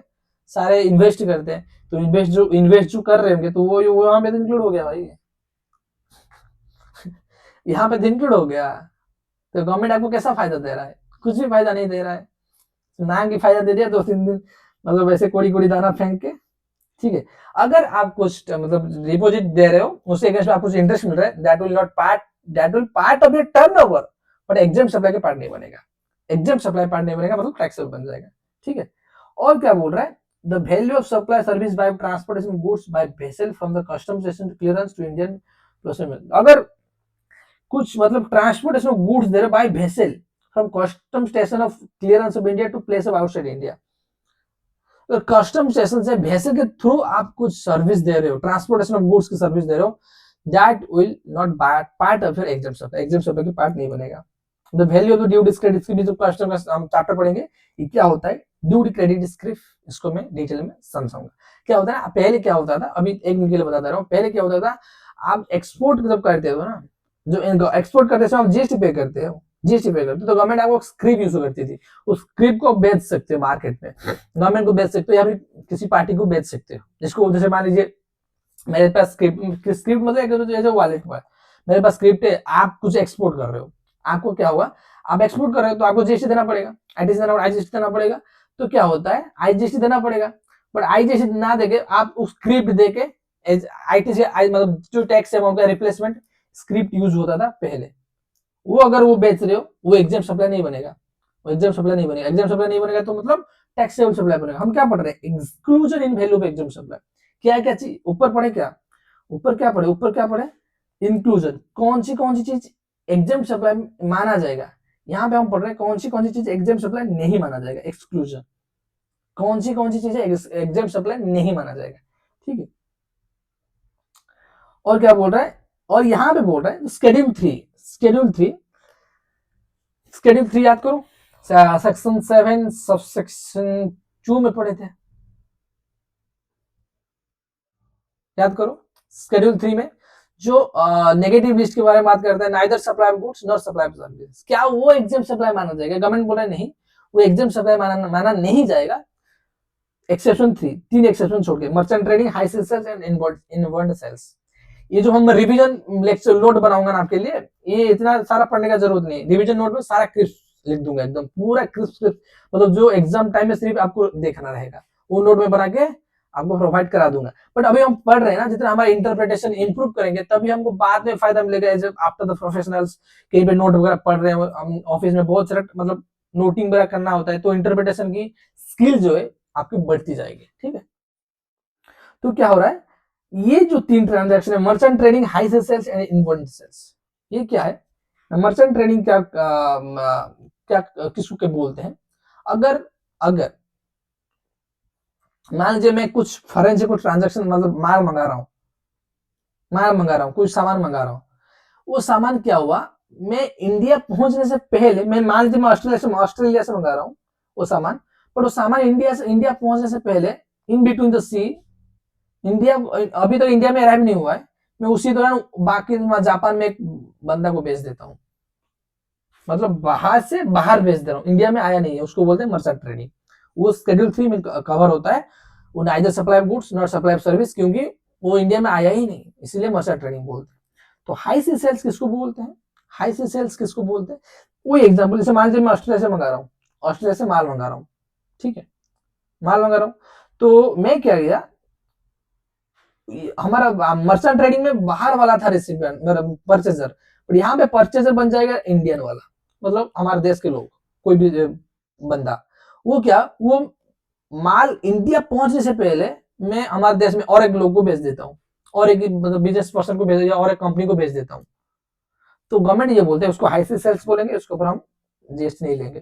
किससे जीएसटी लेंगे, जिसको आप बेचे उससे हम जीएसटी कलेक्ट करेंगे, इंपोर्ट के ऊपर जो कलेक्ट करना था वो उससे कलेक्ट करेंगे। बट आप इंडिया पहुंचने से पहले, जैसे मान लीजिए मैं ऑस्ट्रेलिया से मंगा रहा हूँ, उसका ओनरशिप टाइटल डीड है मेरे पास है, वो जो गुड्स की टाइटल डीड है, जो डॉक्यूमेंट आप दिखा के कस्टम स्टेशन से, मतलब हम कस्टम पढ़ेंगे तो समझेंगे, कस्टम पोर्ट से माल मतलब सामान क्लियरेंस कराओगे घर के लिए, कस्टम स्टेशन में पहले क्या होता है ना, माल पहुंचने के बाद आप अपना डॉक्यूमेंट दिखाओगे, माल वहां पे, सामान वहां पे वेरीफाई होगा, सारा ठीक होगा, वो वेरीफाई करने के बाद कस्टम पोर्ट वाले क्या करेंगे, उस सामान को क्लियरेंस देंगे, क्लियरेंस आप मतलब घर पे लेके आ सकते हो, आप तक आपके फैक्ट्री तक लेके आ सकते हो।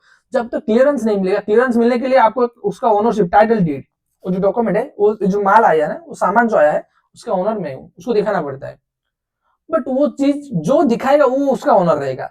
मान लीजिए मेरे पास उसका ओनर, वो डीड है, उसका जो टाइटल डीड है, जो सामान जो आ रही है शिप में, वो मेरे पास है, मैं क्या कर रहा हूँ, मैं दूसरे को, सामने वाले को भेज दे रहा हूँ, वो दिखाएगा, वो माल रिसीव करेगा, तो मैं उसको भेज दिया, मैं उसको वो भेज दूंगा, उसको कॉन्स्टिट्यूशन चार्ज करूंगा ना, भले ही मैं कंसिडरेशन चार्ज कर रहा हूं, उसको शेड्यूल 3 में कवर होगा, neither supply goods not supply services. In bond sales वही एग्जैक्टली, इनबॉन्ड सेल्स मतलब एक बार कस्टम सेशन में क्लियरेंस हो गया तो मेरे को एक कस्टम वेयर हाउस होता है, कस्टम वेयर हाउस होता है। पहले क्या होता है, मान लीजिए आपकी सामान लेकर आए हो, आप अभी आपकी फैक्ट्री में जगह नहीं है, या फिर आप इंडिया में अवेलेबल नहीं हो, या फिर in any situation you are not able to clear the goods from the custom station. तो कस्टम स्टेशन, कस्टम वाले क्या करते हैं, पोर्ट वाले, कस्टम स्टेशन वाले, वो आपके सामान को वहां पे एक बड़ा सा वेयर हाउस बनता है। जो भी मतलब कोई इनकेस क्लियर नहीं कर पा रहा है, अभी उसका पैसा नहीं है, या फिर मान लीजिए वो है भी इंडिया में है नहीं, एनी रीजन, वो क्या करता है, कस्टम वेयर हाउस में उसको स्टोर करके रखते हैं कस्टम पोर्ट वाले, वेयर हाउस चार्ज भी कलेक्ट करते हैं। बट वो कस्टम वेयर हाउस से जब वहां रखेंगे तो आप क्या करोगे, वो वेयर हाउस में जाके वैसे ही एग्जैक्ट आपके डॉक्यूमेंट वगैरह दिखा के आप सामान छुड़वा के लेके आ सकते हो। और वो सामान छुड़वाने से पहले मैं किसी और को बेच दे रहा हूँ, किसी और को बेच दे रहा हूँ, भाई तू ले ले ये सामान, मेरे पास अभी पैसा है नहीं, उसको क्लियर नहीं करा पाऊंगा, उसका जो भी कंसिडरेशन होगी मैं पे नहीं कर पाऊंगा, इतना अभी मेरा पास फंड अवेलेबल है नहीं, मैं अभी बहुत कंगाल हो गया हूँ, तो क्या करना, मैं आपको बेच दे रहा हूँ, आप ले लेना। ये जो वाला मुझे बेचा ना, इसको बोलते हैं इनवर्ड सेल। वेरा उसके जब सामान था उसके वेरा होते हुए मैंने बेच दिया, वेरा उसमें माल होते हुए मैं बेच दिया, उसको बोलेंगे इनवर्ड सेल। तो अभी अगर वो इनवर्ड सेल है तो वो स्केड्यूल 3 में कवर होता है, neither supply goods not supply service माना जाता है। ठीक है,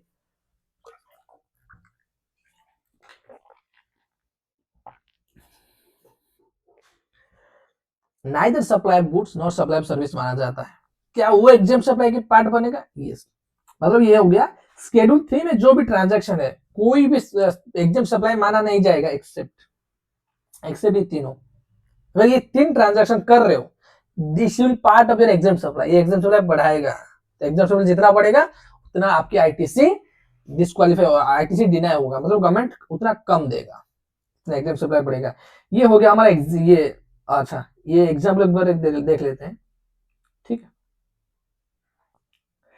एग्जाम्पल देख लेते हैं। इसी हिसाब से क्या हुआ, ये टोटल आईटीसी पर आईटीसी है 2 लाख, 10 लाख का क्या किया आप, टैक्सेबल सप्लाई किए, एक्सपोर्ट किए 5 लाख, मतलब कितना कितना हो रहा है, यहाँ पे लिखते जा रहा हूँ। ये हो गया टर्नओवर की पार्ट, ये हो गया टर्नओवर की पार्ट, एग्जाम सप्लाई बनेगा टर्नओवर की पार्ट। ये देखो, inward supply on which he is liable to pay tax on reverse charge basis, he charge reverse charge basis, तो ये भी टर्नओवर की पार्ट बनेगा। इसमें थोड़ा सा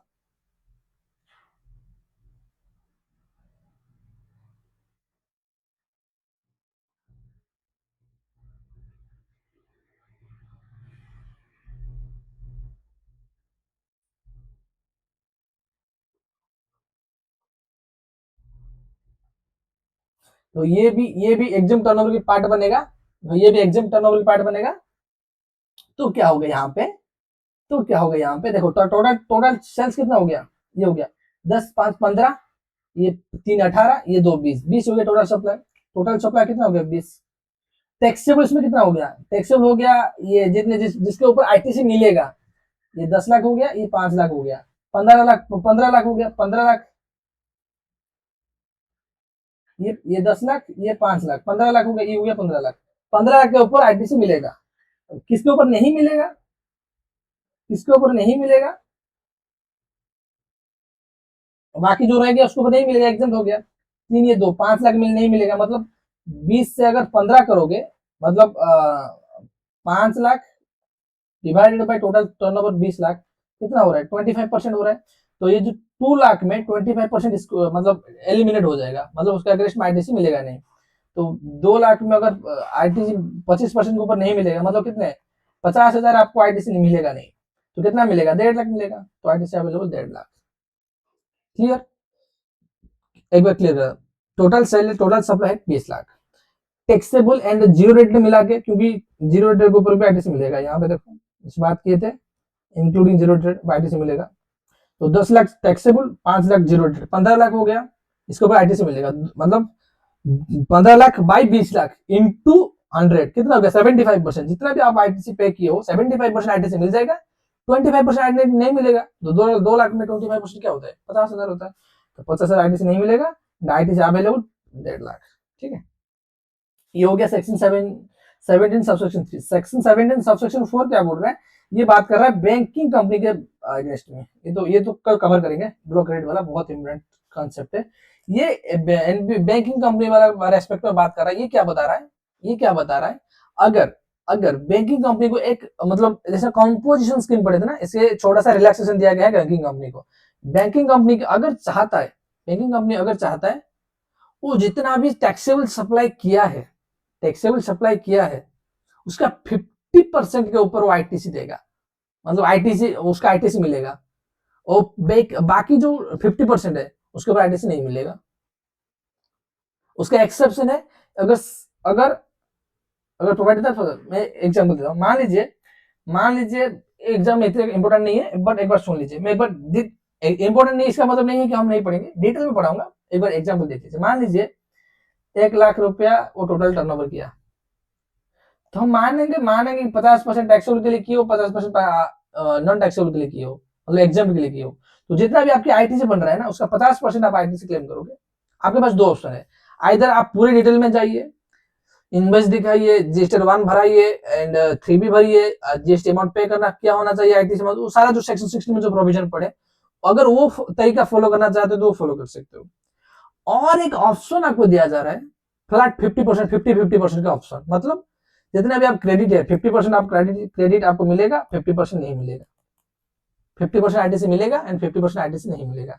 जैसे एक बार पढ़ ले, ए बैंकिंग कंपनी और a financial institution including a non banking financial company engage in supplying services by way of accepted deposit extra loan, ठीक है, तो either comply with the provision of the subsection 2, section 17 subsection 2 क्या बोल रहा है, जो exempt के लिए यूज किए हो तो उसका आईटीसी नहीं मिलेगा, एंड जो टैक्सेबल के लिए यूज किए उसका आईटीसी मिल जाएगा। वही बोल रहा है, और avail every month on amount of equal to 50% of the eligible input as credit on inputs. जितना आप आईटीसी पे कर, आईटीसी है आपकी, उसका 50% आप क्लेम करो, equal to 50% of the eligible input tax credit on inputs, capital goods and input services। जितना eligible input tax credit है उसका 50%। ऐसे मान लीजिए आपके 100 किए, 100 आईटीसी पे जीएसटी पे करके आए, बट आपका एलिजिबल आईटीसी है 80, तो 80 का 50% मतलब 40 के ऊपर आप आईटीसी लो, बाकी 40 ऐसे छोड़ दो।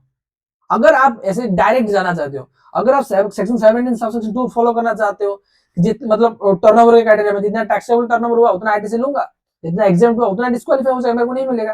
अगर वो तरीका अपनाना चाहते हो तो वो तरीका अपना सकते हो। अगर ये तरीका में जाना चाहते हो, ये एक ऑप्शन मतलब एडिशनल ऑप्शन दिया जा रहा है सिर्फ बैंकिंग कंपनी को, अगर वो तरीका चाहते हो तो वो तरीका ऑप्ट कर सकते हैं। बट वो जो 50% वाला टैक्सेबल टर्नओवर है ना, 50% मतलब आप एलिजिबल हो, 50% आपको मतलब इनएलिजिबल बनाना, सॉरी 50% आईटीसी आप क्लेम कर सकते हो, मतलब एलिजिबल आईटीसी का 50% आप क्लेम कर सकते हो, मतलब आप क्लेम कर सकते हो, और फिर बाकी 50% आपको क्लेम नहीं कर सकते, मतलब आपको आईटीसी मिलेगा नहीं। वो जो 50% के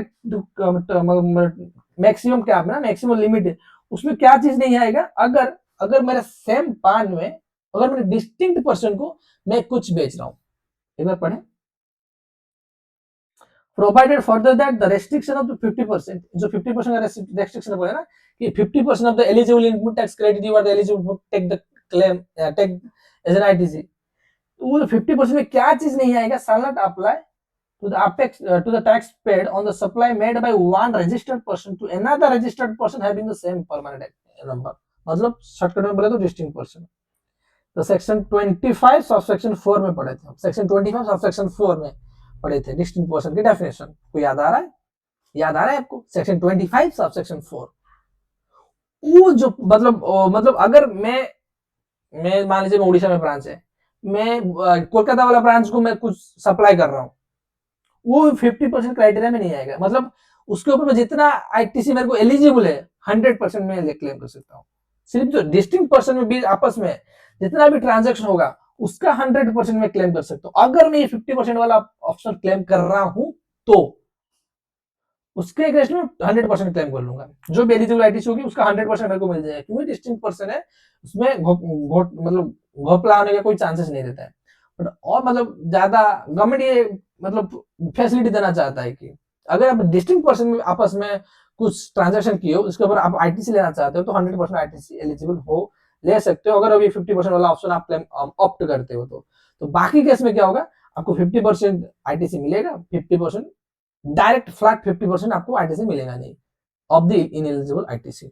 ठीक है, ये बोल रहे कि provided further wants the option is exercise remaining part है तो वो सेम फॉलो करोगे। तो मान लीजिए 1 साल में आपको क्या करना होगा, एक एनेक्सर भर के आपको देना रहता है कि मैं ये ऑप्शन क्लेम करना चाहता हूं। अगर वो ऑप्शन एक बार अवेल कर लिए, वो 1 साल के लिए विड्रॉल नहीं होगा, फिर नेक्स्ट साल के लिए आप चेंज कर सकते हो। ठीक है, एक फाइनेंशियल सालाना dB withdrawal remaining part of the financial. मैं मान लीजिए मैं अप्रैल में लिया तो मैं फाइनेंशियल 26-27 के लिए लिया, तो 26-27 के लिए फुल ईयर के लिए मेरे को ये चीज मानना पड़ेगा। तो अगर मैं चेंज कराना चाहता हूं तो 27-28 नेक्स्ट फाइनेंशियल ईयर में चेंज करा सकता हूं।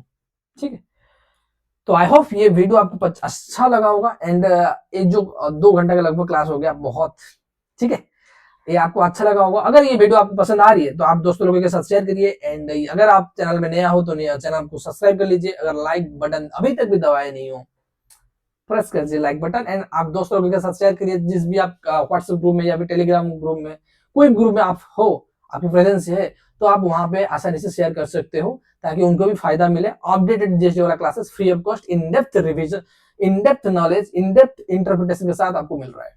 और ये करने होने के बाद हम रिवीजन वीडियो आ रहा है, प्रैक्टिस बेच भी आ रही है, सारा कुछ आपको प्रोवाइड किया जाएगा इस चैनल में। तो आप मेक श्योर कि ये चैनल को आप सब्सक्राइब करके रखे हो। ठीक है, तो मिलते हैं नेक्स्ट वीडियो में, तब तक के लिए good bye, take care, have a nice day.